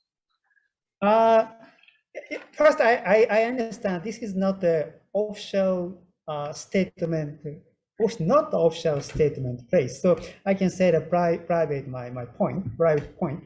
The historically, China intend or like to do the bilateral relation. When we look at the South China Sea issue, even though there is a kind of the group of the discussion by related country about the South China Sea, but China more than sometimes or always try to do bilateral. This Mekong issue is the same thing, even though China initiated Lancang Mekong Cooperation, but this is a political framework. So a country who has a political power can have a decision-making power. So that's why we have a friend of Mekong, just the moderator said. How can ASEAN country, also dialogue partner, can make China involved or make China be involved our platform? This is an important thing. So currently, I think this is on the way the process to persuade China to join in our multilateral format and cooperation platform. So that is the current stage. But even though our external partner says something, China also has Chinese agenda or Chinese intention. So that is another coordination issue. Of course, the dialogue partner like the United States or UK or Japan have to cooperate with each other, as well as cooperate with ASEAN countries. But this means that we also have to involve China to be bringing our platform. Otherwise, we cannot talk, or especially from viewpoint of ASEAN. ASEAN cannot talk with China on equal footing. This is my private view. Thank you very much. Thank you. I don't know, other speaker want to have you share this opinion or how can we get China on board on everything that we discuss, frankly, on equal footing. Ivan, you know what to say? Well, I think it's a very important question, and the United States, in statements from Washington, has talked about better data transparency and better sharing information. And I think that we gathered, in this group today and throughout the region can think about how to make sure that everyone is represented in that kind of sharing of information and what the best mechanism is. I don't think I'm quite in a position to comment on that particular way to integrate. But I think that the overall point that sharing information is important, transparency is important, and that an appropriate platform for making sure that affected parties are able to freely share their information so that we can have better informed decision makers, like I mentioned earlier, it is definitely a goal and something that we're thinking deeply about. Well, thank you. Tom, you have something? Okay, Akima. Yeah, there's one example. There's a third country cooperation between Japan and China that is ongoing in Thailand. You may know that the East Economic Corridor in Thailand. Japan and China have made cooperation to develop the East Economic Corridor in Thailand. So one of the idea is to make a third country project, or much more specifically speaking, the bilateral cooperation between a country and China in the ASEAN country. That might be the first step to invite China to work with us in corporate manner. Thank you very much. Well, thank you. Tom, you have something to say? Just very briefly, I think I would echo the points that have been made, but I think in the area that I focus on in ASEAN, which is around climate change and energy and nature, I'm lucky that, and fortunate that it is an area in which, most countries in the world have a very cohesive and shared agenda to addressing. It is a global good, and China has shown great leadership in that area over the recent months, including this week at the UN. So we want to encourage that, and I think seeing it through the prism of ASEAN and doing that collaboratively is really important for our bilateral relationship with China, but also for supporting ASEAN's own growth. So I think the question about how to do that is really one for ASEAN itself. And I think, it is the ASEAN Secretariat and its member states are very well placed to determine how to bring its dialogue partners together and the various mechanisms to do that. But I don't think the UK position is anything but collaborative, particularly on my agenda. Thank you. Thank you. Thomas, I said I have a specific question to you on the solar PV. During COVID, I have seen many countries in ASEAN suspend their project, including Indonesia and Philippines, Myanmar as well, because of they want to move the fund for the other thing. Do you see any good prospect for countries in ASEAN will continue or invest about the solar energy? Yeah, I think it's too early to tell, to be honest with you. I think there are lots of opportunities in Vietnam, particularly. I think there's some big opportunities there, and in Singapore and Malaysia, actually across the strait into Indonesia, where there seems to be increasing focus on solar.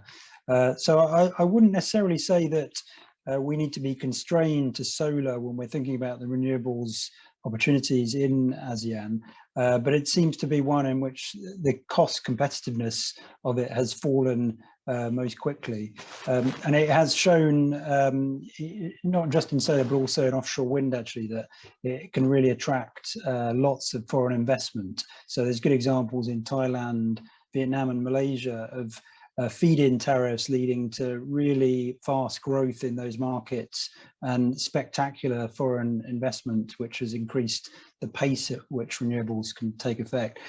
I think the really important thing is that as countries emerge from COVID and they start thinking about, bringing those new projects or those existing projects back online, they need to be thinking about how to do so, how to make those economic choices in a way which will have the least net effect in terms of producing the most growth for their economy. And that it means, thinking cohesively about reducing subsidies. So we know that fossil fuels are subject to some really uncompetitive subsidies around ASEAN. And that is bad for the public purse and it's bad for competitiveness. So thinking about how to drive growth and also to ensure the best cost competitiveness is really important. And I think we can see that having a better regulatory environment could also stimulate more foreign investment. And as I've just talked about there in terms of the feed-in tariffs. So those would be my responses, I think, on that specific question. Thanks. Okay, thank you. Then I got a question from the floor in Thai, but I will translate to you that countries in ASEAN, we are now under military rule happening in Myanmar and Thailand. In this forum, do you see any good prospect for a country like this to have a good policy and mechanism to take care of environmental issue? I don't know if anyone wants to pick up this.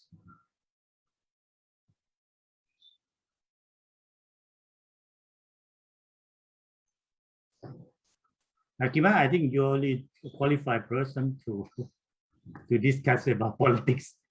But the only speaking, the ASEAN country, including Thailand, focus is COVID-19. The only speaking environment issue would be second priority.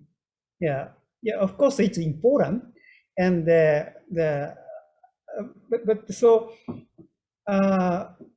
environment issue. I think all ASEAN countries have to tackle on the COVID-19 issue. That means the public health issue, and how the next step, or as a next step, how they initiate environment issue, or how they revitalize discussion of environment issue.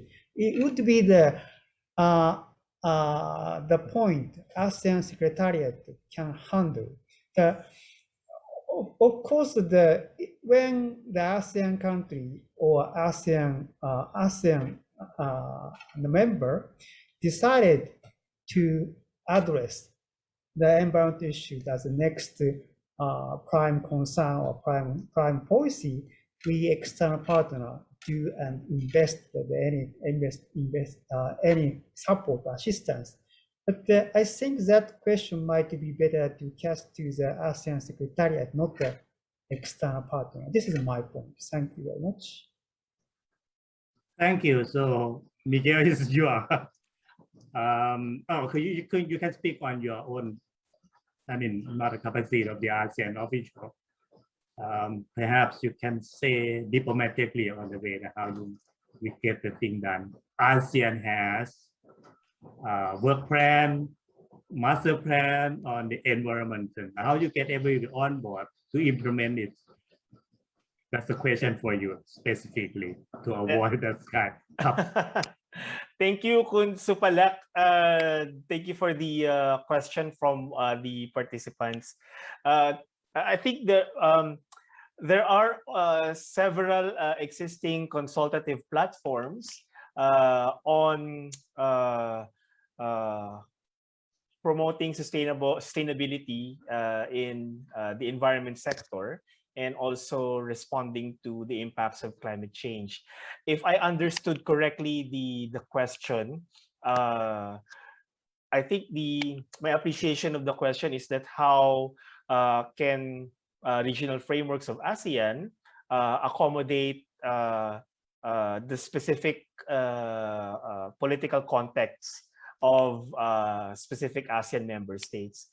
I think that the diplomatic way of answering it would be to say that ASEAN, again, has all of these existing platforms for engagement by the governments to interact with one another, and also for various stakeholders to engage governments, decision makers, and also to engage one another. So I think that could be my diplomatic answer to that question. Thank you.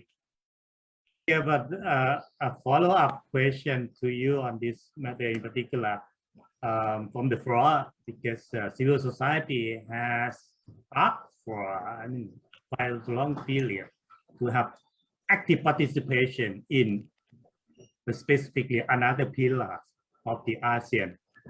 If we can specific on environmental issue or other social issue, do you see any possibility or any good prospect for them to sit in similar to the official? Thank you, Kun Supalak. Actually, this is in every forum that I attend. This is the very common occurring question, and maybe to preface my answer, as I've said earlier, there are varying degrees of engagements and readiness to engage within this structure of ASEAN, no? And sometimes personally I feel that it's really a labyrinth, no, that we need to navigate. And I think from our side, from the ASEAN Secretariat, what we do is to support civil society organizations who are willing to engage ASEAN in a dialogue to find those entry points. And Kun Supalak, you sort of alluded to the other ASEAN community pillars, because in the pillar that I work in, the ASEAN Socio-Cultural Community pillar, it's already second skin to us. It's an automatic response to have this very substantive and enriching engagements with really an array of stakeholders. And based on our observation and also our interaction with the economic community pillar and the political security pillar, we see that there are inroads or pathways. And for organizations who are interested in maybe pursuing this track, there are formal and informal ways to do so. And also, I think one concrete step, we can maybe have a discussion offline, and maybe such organizations can take a look at the ASEAN website and see which thematic areas they're interested in. Another approach could be to study and have dialogues with organizations, civil society organizations, who have successfully sustained their engagements with ASEAN sectoral bodies through the years, because there are many of such bodies that we continue to work with, and we are working with them in the ASEAN Socio-Cultural Community pillar to reach out to the two other community pillars. So it's really an ongoing process. Thank you. Thank you, Miguel. Actually, we have 10 minutes left before the end of this session. Actually, myself, as my background, I can have a lot of questions the whole day, but unfortunately, I think I have to go for another business of the weekend. So within 10 minutes, I would like you all to make a conclusion on your own presentation, if you have. to make a point that what makes for ASEAN, and without saying ASEAN, we don't need to separate Mekong from the ASEAN in this sense. So what ASEAN can move on from your idea and summarize what you have already told us, your country as a partner, and in case of you, Miguel, as an organization that's sitting at the center. So how, and if possible, in short future, how we can do it. Please. Begin with your future because you start. Sorry, do I start? Yeah. Okay, thank you. Maybe I can share a couple of more points just to conclude this intervention from the ASEAN Secretariat.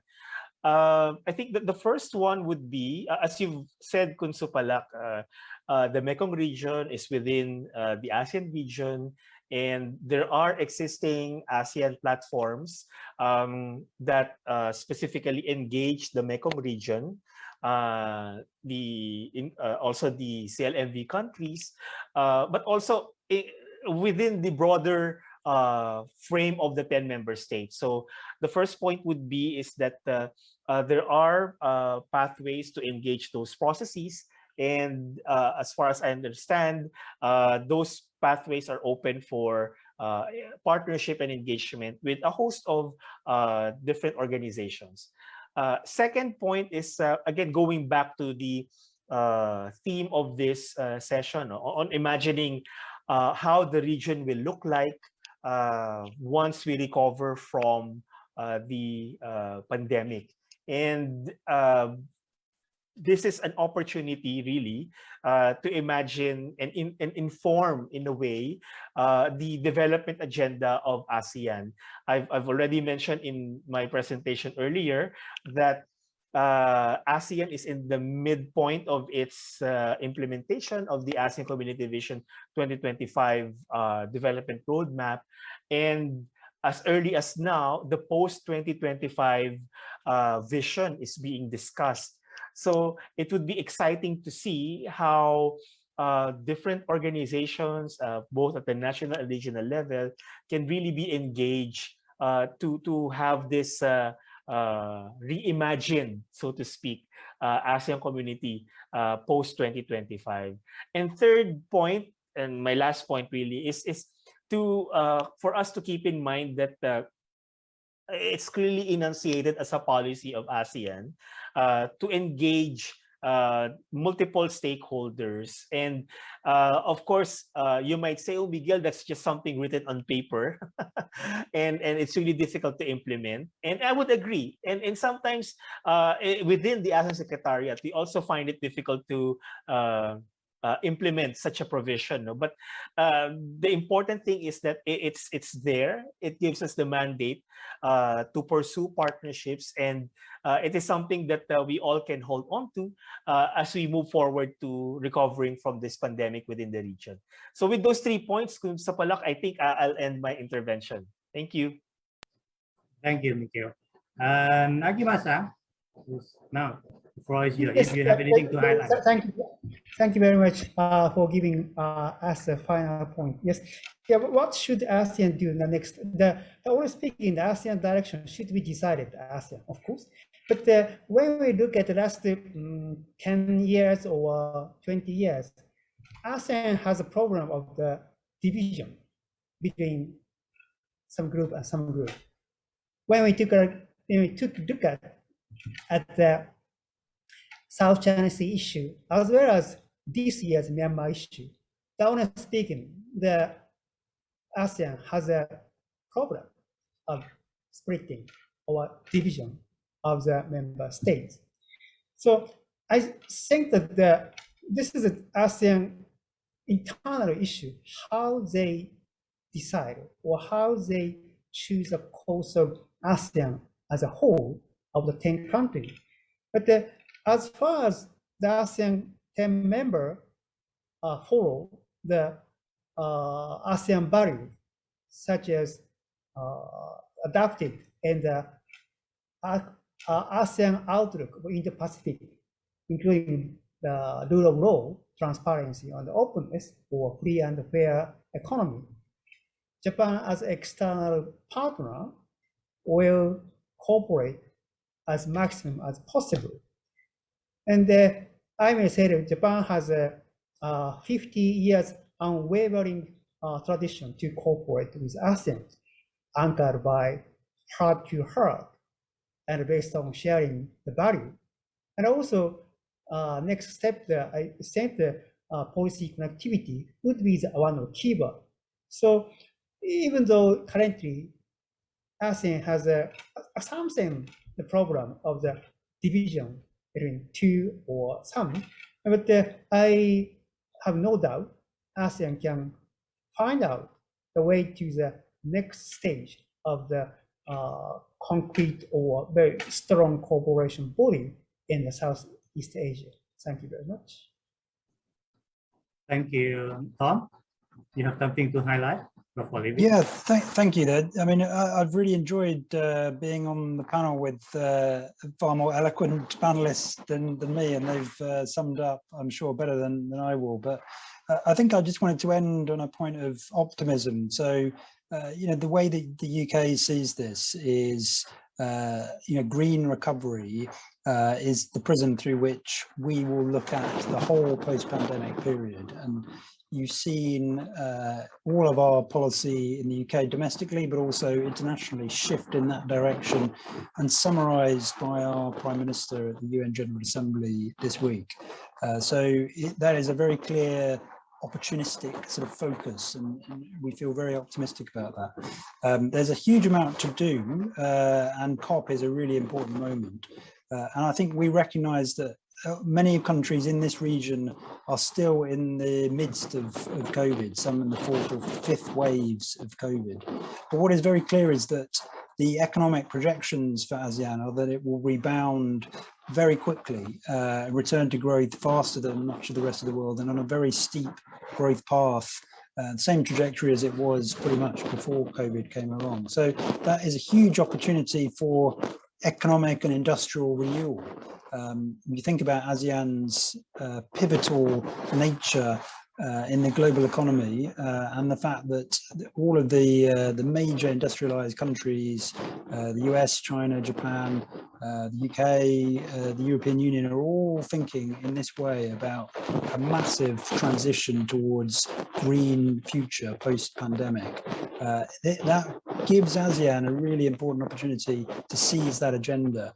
It can be more competitive, it can create more jobs, more trade and growth, and healthier lives by seizing that moment. So, as I said, COP26 in 5 weeks' time is a really vital moment that the UK sees that, not just for November's conference, but also about our legacy for COP26 and our dialogue partner status. And we very much hope to have the same sort of lasting relationship with ASEAN that my Japanese colleague talked about, 50 years plus.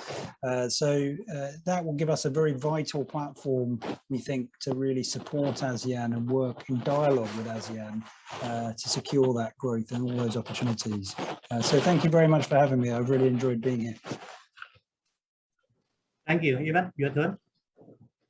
Great. And I like Tom's optimism. I think that's the right note to end on, that although we've come through a very difficult period together, and that certainly COVID-19 has posed many challenges, what we really need to do is learn from those experiences to find how to strengthen human capacity and our health system so that we can deal with tomorrow's similar challenges, and that this economic recovery really should be about furthering economic integration and building a sustainable and resilient future. And we can include things like alternative energy and climate change and air quality and a range of other issues in that recovery. And this is the opportunity, and that we have to come together on a united platform, you know, to really harmonize our policies, I think was a good point that was made, but also consider local policies like the biocircular green economy and the national policies of each of the ASEAN nations. And think, you know, not just within ASEAN, but beyond ASEAN. Thailand's going to host APEC next year. And I think that that's a good opportunity to think even beyond the 10 nations that we're talking about today, and how we can bring folks in the region closer together and support them as donor nations and work together for a better future. So thank you very much to all the panelists and Kun Supalak for the opportunity to talk about these issues today. Thank you, Evan. I saw Kun Premdidi appear in the screen. Before I make a conclusion, you have something to say? No, thank you. I don't think so, but probably just to say thank you again to all the panelists. I know this is a pretty long session and at the end of the day, but we are very appreciate that you are all with us today, and also very well preparation for all the questions and issues that we asked you from the very beginning. Thank you very much.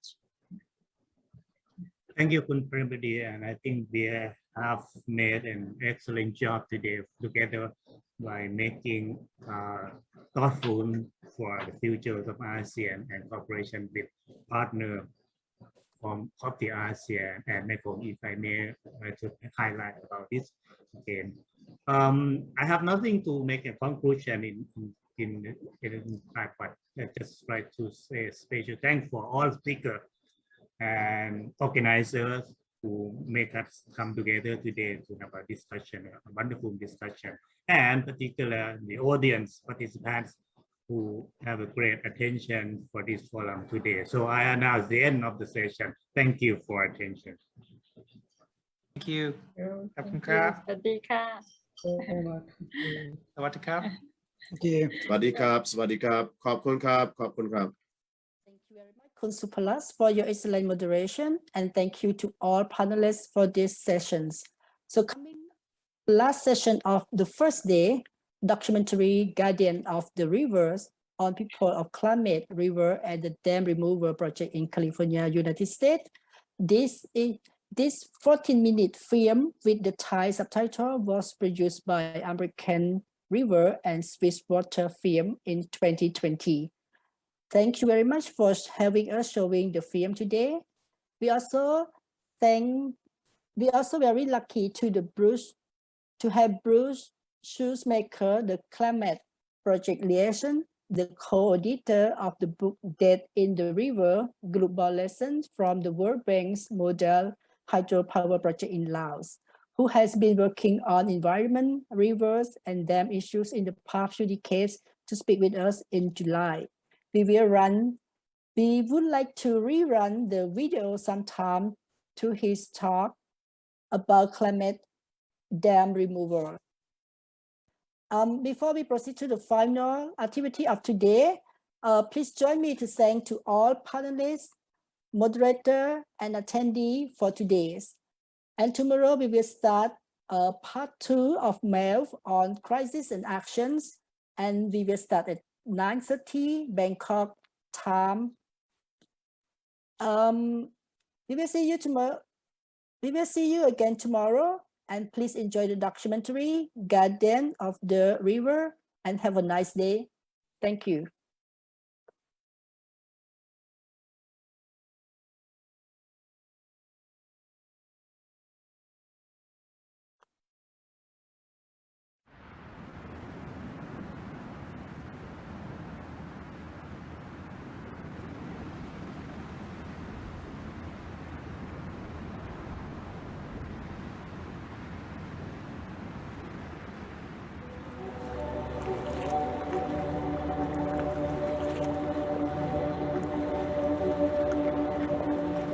Everything around us, it's all tied into this one beautiful place. And it just inspires us to take care of this place. And that ties into our values as Indigenous people. If you take care of yourself and make sure yourself is healthy enough to take care of your family and make sure they're taking care of themselves, then it should inspire everybody to take care of the land that we all need. It all starts with being able to catch that fish and bring it home to your family. I love being down here. I love seeing our family fish. I love seeing them drift. But how much longer do we have? Back in the day, you did this all year round. You caught fish in the spring, there's fish in the fall, and there's fish in the summer. But nowadays, it's only this one time a year where we get a really good fish run. And it's really sad because this fish run is so small, there's not going to be enough fish pulled out of this river to give every tribal member one fish. So we do the best that we can to make sure that we share the fish that we do get with people who might not get the ability to come down here and catch it themselves. My grandpa thought he'd never see the day where he'd catch less than 50 fish when he went fishing. Now we come out here with 3 teams and we're lucky to catch 7 fish. But the reality of it is that our people need to be fed. You know, these salmon are so important to everything that we've come to understand as Yurok people, that without these salmon, our way of life is impossible.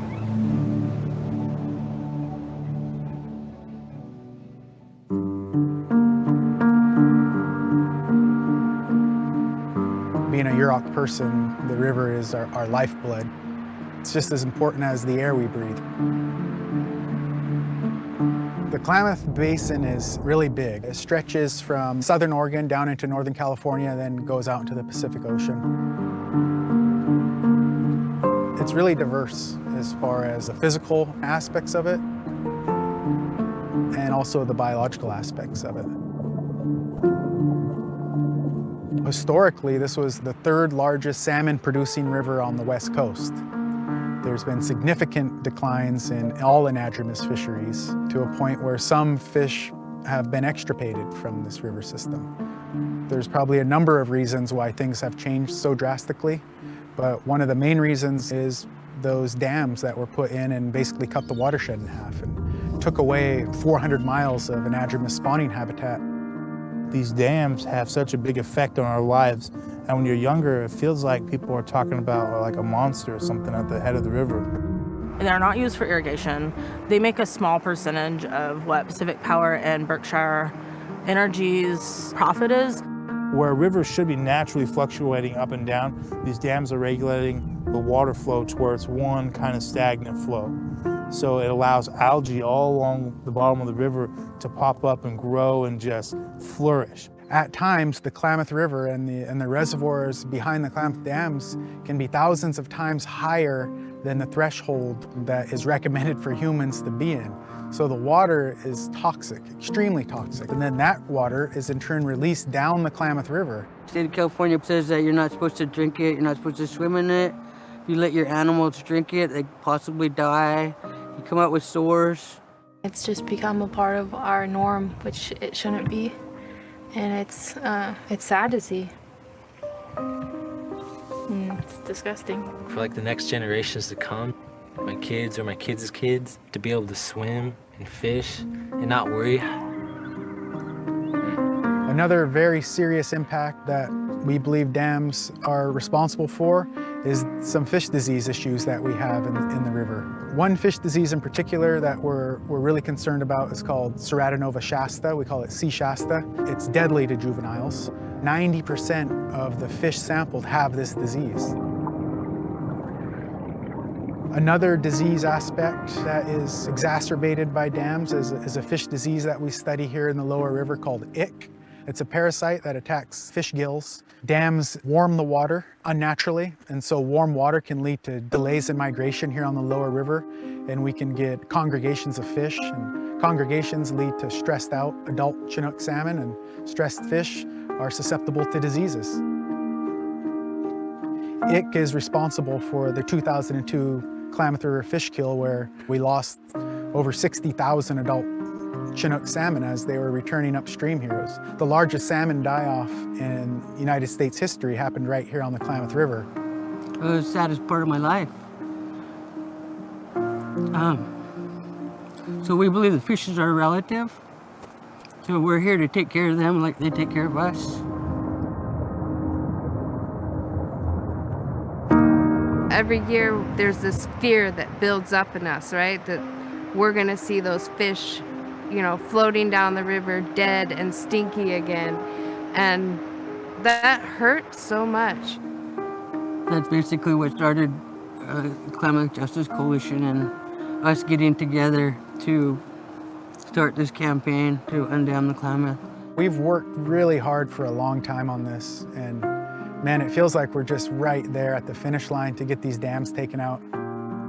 We've dedicated years of our lives, our young lives, to give opportunity for the next generation to live on a healthy, dam-free river. Unfortunately, we've had to raise our children in this way to have to fight for what we live for what we believe in. Not because we want to, it's because we have to, right?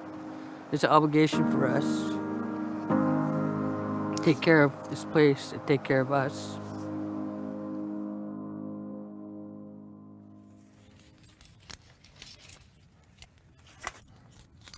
In Yurok, we call it Nepui. So this has been one of the main staples for the Yurok people for our traditional diet for over thousands of years. So I'll come through and I'll defend and I'll pass it over to the master flayer. Women are very important in our culture. We build our people up. By 11, I was making my own gear and able to go out and pretty much feed myself, feed my family. My great-grandparents, they did a fish war here, fought the American government just for our fishing rights.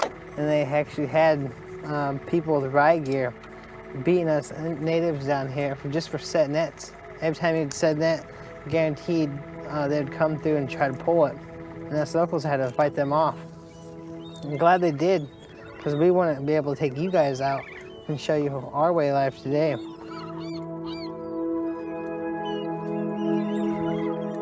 It's something that affects us every day because I can't just go to the grocery store and buy some salmon. I grew up with a gas station, like eating at a 7-Eleven every day. I don't think very many people could live like that.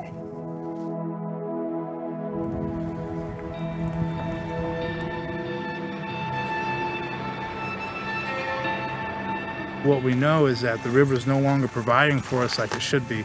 So it can no longer provide subsistence of salmon for every family. So we have to find these different ways to provide for our people. And we want people to stand up. We want people to fight for their rights. We want people to be there. But in reality, if you don't have enough food for your family at home, how are you going to be able to go out and stand up for your rights halfway across the country or go to these protests? And how are you supposed to dedicate large portions of your time if you're worried about not having healthy food access in your home? You can't. And it's just a part of the system that's been constantly pressing our people to the point of normalization. If someone told us that we would be growing vegetables this time last year, or told me that this is what I would be doing or we would be doing as like a unit, I would have told them they're crazy.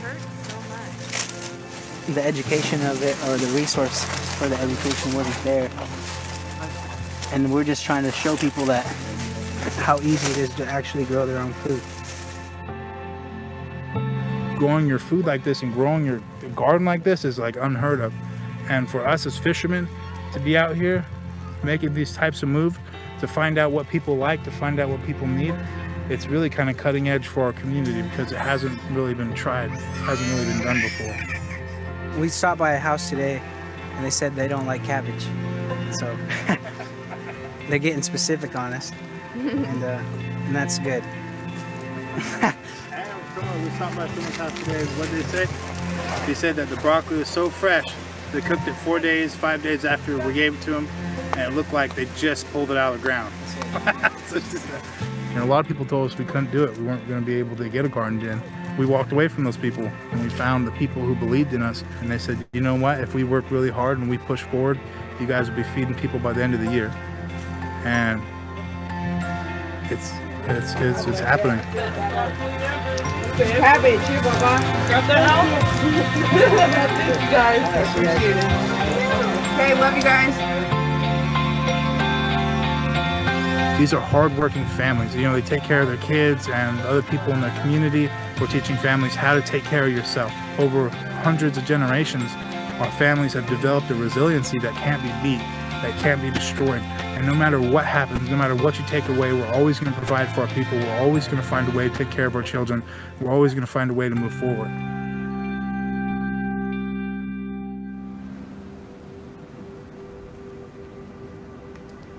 this river is our umbilical cord, what feeds us and what nurtures us. This reciprocal relationship that we have with it. I would do anything for this river, just like I would my own children. Like, I would die for it. I would do anything before I would give up on it. There was a generation before me who dedicated their whole lives just to make sure that these dams were removed. We must never forget that these salmon are more than just creatures of the water. They are people just like me and you. They wouldn't give up on us. We shouldn't give up on them.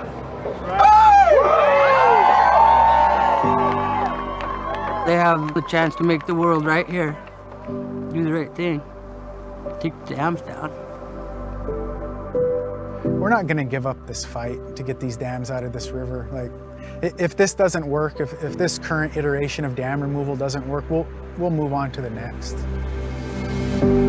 I imagine a world where we live in harmony with the river, and I see that. I see that possibility. So every aspect of my life has been built around this river, whether it be teaching the next generation these skills of organizing, or whether it be providing food for my family.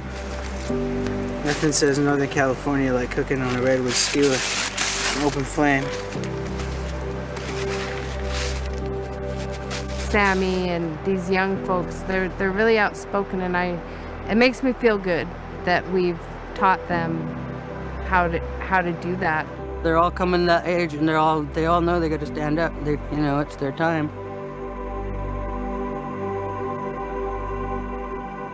You guys are doing the ancestral guard, the food sovereignty. Like, that's a slap in the face of all these systems. I think that's the way it has to be. We have to be willing to put effort into things. Our survival depends on how we re-indigenize and live like we're meant to live again. After these dams are removed, all that power is going to be put directly into building these healthy opportunities for our people.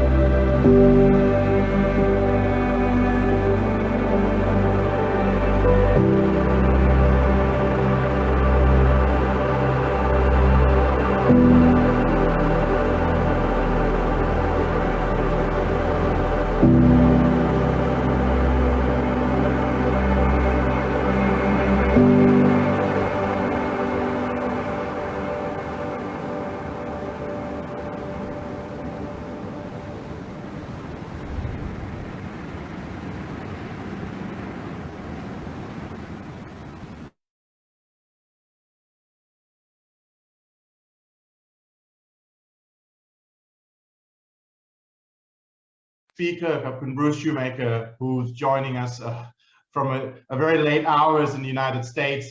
Bruce, of course, is an independent researcher, is well known for his work on Laos, and you have spent time in Laos and have written about hydropower issues and other issues concerning Laos as well. Of course, Bruce also have this unique, again, experience in the United States about the Klamath dams in Oregon. So I think there's a few things here which he can share with us. His experience in Laos, but also this, the largest dam removal in the US history issue with the Klamath as well. So Bruce Cup, please. Okay, well, thank you very much. I appreciate the opportunity to be here and looking at the screen to see a lot of old friends listening in. I wish I could see you all in person instead of from the other side of the world. So yeah, I was gonna just summarize a little of my work in Laos and kind of where I see hydropower in Laos right now. And then maybe talk about something that could be a little more inspiring, which is the situation that, where I find myself now in far northern California and Oregon. So I am in a, let's see, let me get this up here. and so anyway, I'm going to first talk a little bit about kind of how we got here with hydropower. And as you might know, a lot of the history of hydropower came from about 100 years ago or more, where dam building really started in the United States and Europe, some other developed countries. And we were, you know, you see some of this now, I think, in places like Laos, where the developing hydropower was seen as a big symbol of national development, you know, a patriotic, nationalistic activity. And, you know, this is actually from a record album from a famous folk singer, Woody Guthrie, who in the 1930s sang about hydropower dams, kind of to inspire Americans to support it and think of it as a patriotic, important activity for national development. So, you know, during the Cold War period, the US and other Western countries, somewhat through the World Bank and other multilateral groups, began promoting large hydropower to developing countries. And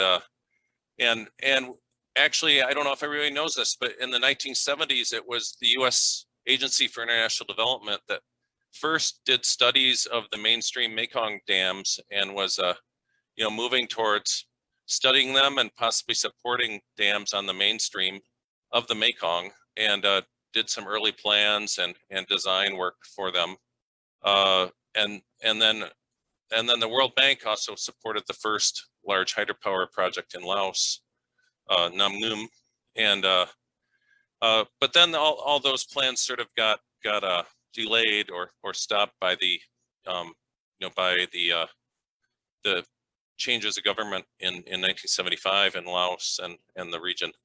So, you know, as hydropower began to be promoted and went to developing countries, we started to see a lot of the problems with it around resettlement, livelihoods, human rights violations, and so we started to have protests emerge against hydropower in the 80s. This shot's from India, but as those of you in Thailand know, that also in the 80s and 90s became a big feature in Thailand with opposition to Bak Moon and other projects.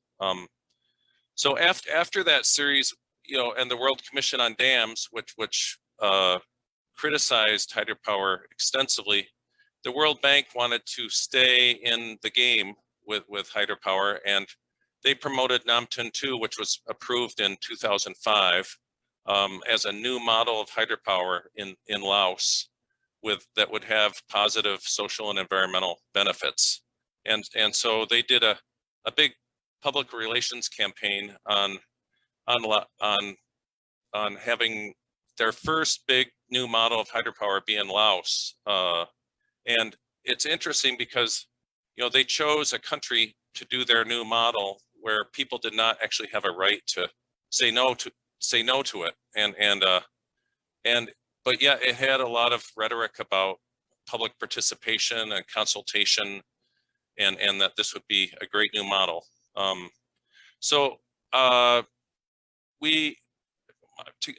together with actually 17 researchers, did this book 3 years ago. We published about Nam Tin 2, where we talked about a lot of the failings of the project on both economic and social and environmental grounds. I'm not going to go into all that tonight, but but even as the World Bank was promoting Nam Tin 2 as this new model, you know, we saw that it actually had a lot of had a lot of negative effects. So what happened was that both the World Bank's Nam Tin 2 project and then also the Asian Development Bank's Tun Hin Boon project, which was completed in 1998, were portrayed as these successful models of hydropower that that basically set up the systems for investment in Laos and and set the whole framework for private hydropower investment. And you know, they use the rhetoric of sustainable hydropower and talking about how, in addition to having national economic development, these hydropower projects would be positive. You know, there was a lot of rhetoric about local community benefits, and so all of a sudden, you know, we saw the number of proposed and under development projects in Laos really explode in the early 2000s and up until the present time, both including on the mainstream of the Mekong. So we've also seen how a lot of even Western donors continue to support this idea of sustainable hydropower.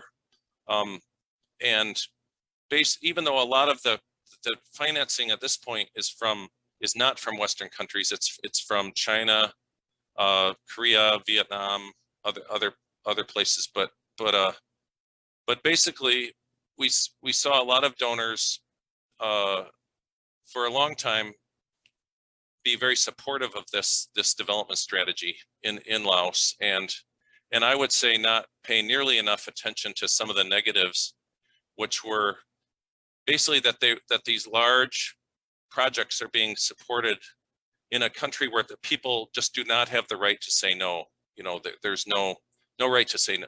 You can't complain or say no to these projects. We also have seen a lot of poorly implemented resettlement and not enough attention to what happens to people's fishery-based livelihoods. And then we also a lack of capacity in the country for proper regulation or oversight. And I think we can, I think Prem will talk about Sapien Saenam Noi, but that's certainly what we saw happen there 3 years ago.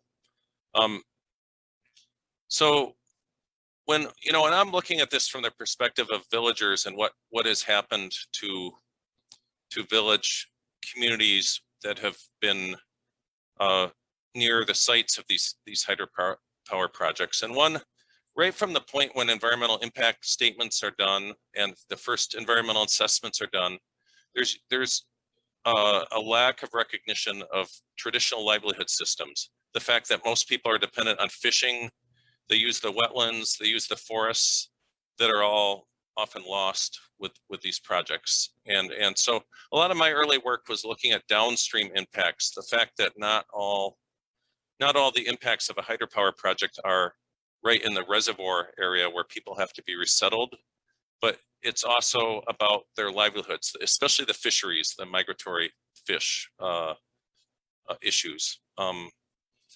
But we've also seen what resettlement assistance does occur focuses on infrastructure, like things that are, can be contracted and built, like schools and roads and houses. And, that's where a lot of the money is, and officials are able to make, be involved in these construction companies and make money on it. But there's very little recognition of restoring livelihoods that people had when they get displaced by these projects. And we've both seen that in this emergency that's occurred with Sapien Saenam Noi, and also with just the other ongoing projects that you have very, very little concern about compensating for fisheries or livelihood losses. So there'll often be some nice houses built, maybe kind of nice, but there's very little compensation or any type of mitigation for the loss of people's fisheries and livelihood losses. And as anybody who's familiar with Laos knows, if villagers complain, they can get in trouble. Two colleagues of mine just recently wrote a paper that I think I would point to as a good summary of what is going on with hydropower in Laos, and they express a lot of the same frustrations I've had with trying to do things, because it just doesn't seem like, however many capacity building projects, institutional strengthening you know, donors love to put money into these projects, like for training, study tours, for government officials, but none of it actually seems to be working because certain people are making too much money on it. And so it's extremely difficult to see how to stop this this very fast rush to hydropower and these ill-conceived projects without some real fundamental reforms in how decisions are made in the country. And I think donors could do a lot more than they have. I'm very glad, Kun Montira, to hear that UNESCO is trying to do what it can.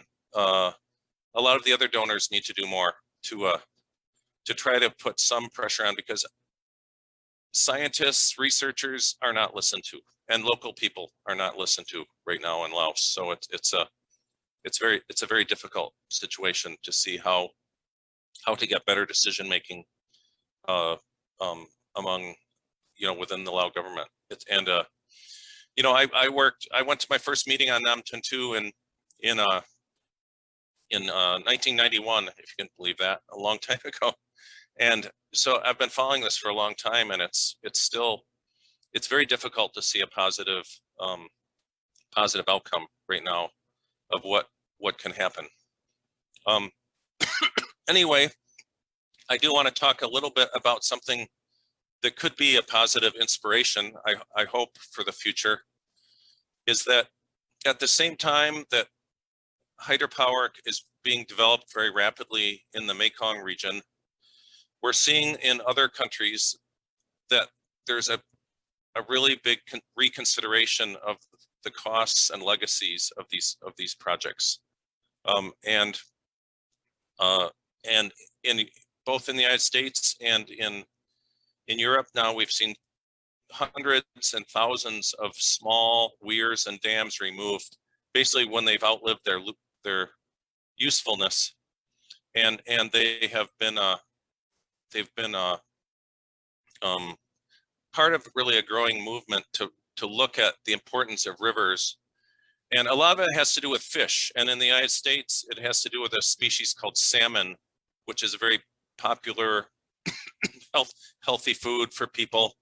And it's also been the basis of livelihoods for many indigenous communities for many, you know, historically. And so what happened was, in the 1920s and 30s and 40s, all these dams were built in the United States and in Europe with no consideration, just very similar to what's happening in Laos or the Mekong region. You know, they just did not really study or really care about the impacts on native communities. And so there has been, you know, when I moved back from Southeast Asia and moved back to the States, I found myself very coincidentally in this region of far northern California and southern Oregon, where the Klamath River runs. And this was one of the most important salmon producing rivers in the Western United States. And in starting in the 1920s and up to the 1960s, there was four dams built on the mainstream of the Klamath River, and it had a huge negative impact on salmon fishery, together with agricultural diversions this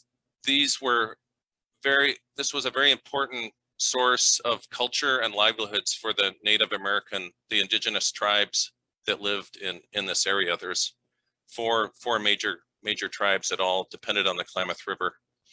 And for many decades, nobody cared or paid any attention to it at all. And then in more recent years, there's been a movement to get rid of some of to remove these dams, and it started was led by the indigenous communities. And so this is a cascade of 4 dams all on the Klamath River, and it somewhat reminds me of, if you go to northern Laos, there's the U River, a tributary of the Mekong in Luang Prabang province, where we've recently seen the construction of a series of dams on on the Uwe River, seven dams actually in total, and that's having a devastating impact on the fishery and people's livelihoods on the Uwe River. And so it's very interesting to me to see a place where there was a cascade of dams. This is another lower down one, which is the earth and fill dam called Iron Gate. So there's 4 large dams here, and there's been a campaign that took more than 20 years, led by the indigenous tribes, to ask for these dams to be removed. And we've now are on the track to success. They're not out yet, but there is a plan for them to all be removed. Starting in about 18 months, a year and a half, will be the actual physical removal of these 4 large dams. And it's it's sort of an amazing story how this happened. And it relates to a number of factors that are present in the United States right now. One is that it was the tribes, the indigenous people themselves, that led the campaign as they became more empowered and aware of how to try to influence policy. It was the indigenous groups themselves who led this campaign. But this happened also as part of a wider cultural change in the United States, where the plight of Native Americans, indigenous people, became more widely recognized. There's sort of a cultural shift where there's just more concern about social justice and human rights for indigenous communities. So they were able to use that sort of change in the culture to promote the idea of this as a social justice issue, that their communities depended on salmon for their livelihood and their culture, and the only way to get that back was to remove these dams and let the fish run in the river again. So, but this was not an easy thing. It's been a campaign for more than 20 years at this point, and it was a very interesting campaign. The 4 dams are owned by a private company, a power company, and so the campaign focused on both government officials, but also on the company itself. And every year they would have people from the tribes went to the stockholder meeting. They're owned by the company is owned by a American billionaire, Warren Buffett, and so they would go to the annual shareholder meeting and have a big protest demonstration outside. Now, these are the things you can do in some countries, but obviously this wouldn't work in Laos right now. But another big aspect of it was coalition building. They got environmental groups to join the fishing industry off the Pacific coast, which was dependent on salmon and had been impacted by the loss of the fishery. And also some of the farmers who were actually because these dams weren't used for irrigation, they're just used for power production. So they were able to convince some of the agricultural community that they'd be better off and have more water for themselves if the dams were free and fish could survive. Another technique that was used was environmental regulation, and California had over decades and they'd increased their standards for water quality, and these dams were creating a lot of bad water with algae and water that was too warm for fish to survive in once it got released. Anyway, I'm just kind of starting this research. This is the Klamath, the mouth of the Klamath River. And what I'm interested in looking at is just how dam removal just the fact that dam removal is starting to be a talk is happening. This is going to be the biggest dam removal we think in the world for 4 large hydropower dams. But it's not going to be the only one. There's already plans to take out some ones that will be even larger than this on another river in maybe 3 or 4 years. So I've been trying to look at how this could be inspiring for people in the Mekong. I think for decision makers, it's important to know that this whole hydropower industry is being reconsidered now, because it's so many of the bad effects were just ignored and not thought about when these dams were built. And now 30, 50, 80 years later, it's very clear what effect they've had on the environment and on people's livelihoods. So hopefully we're going to see some change, and that this will just be the start of a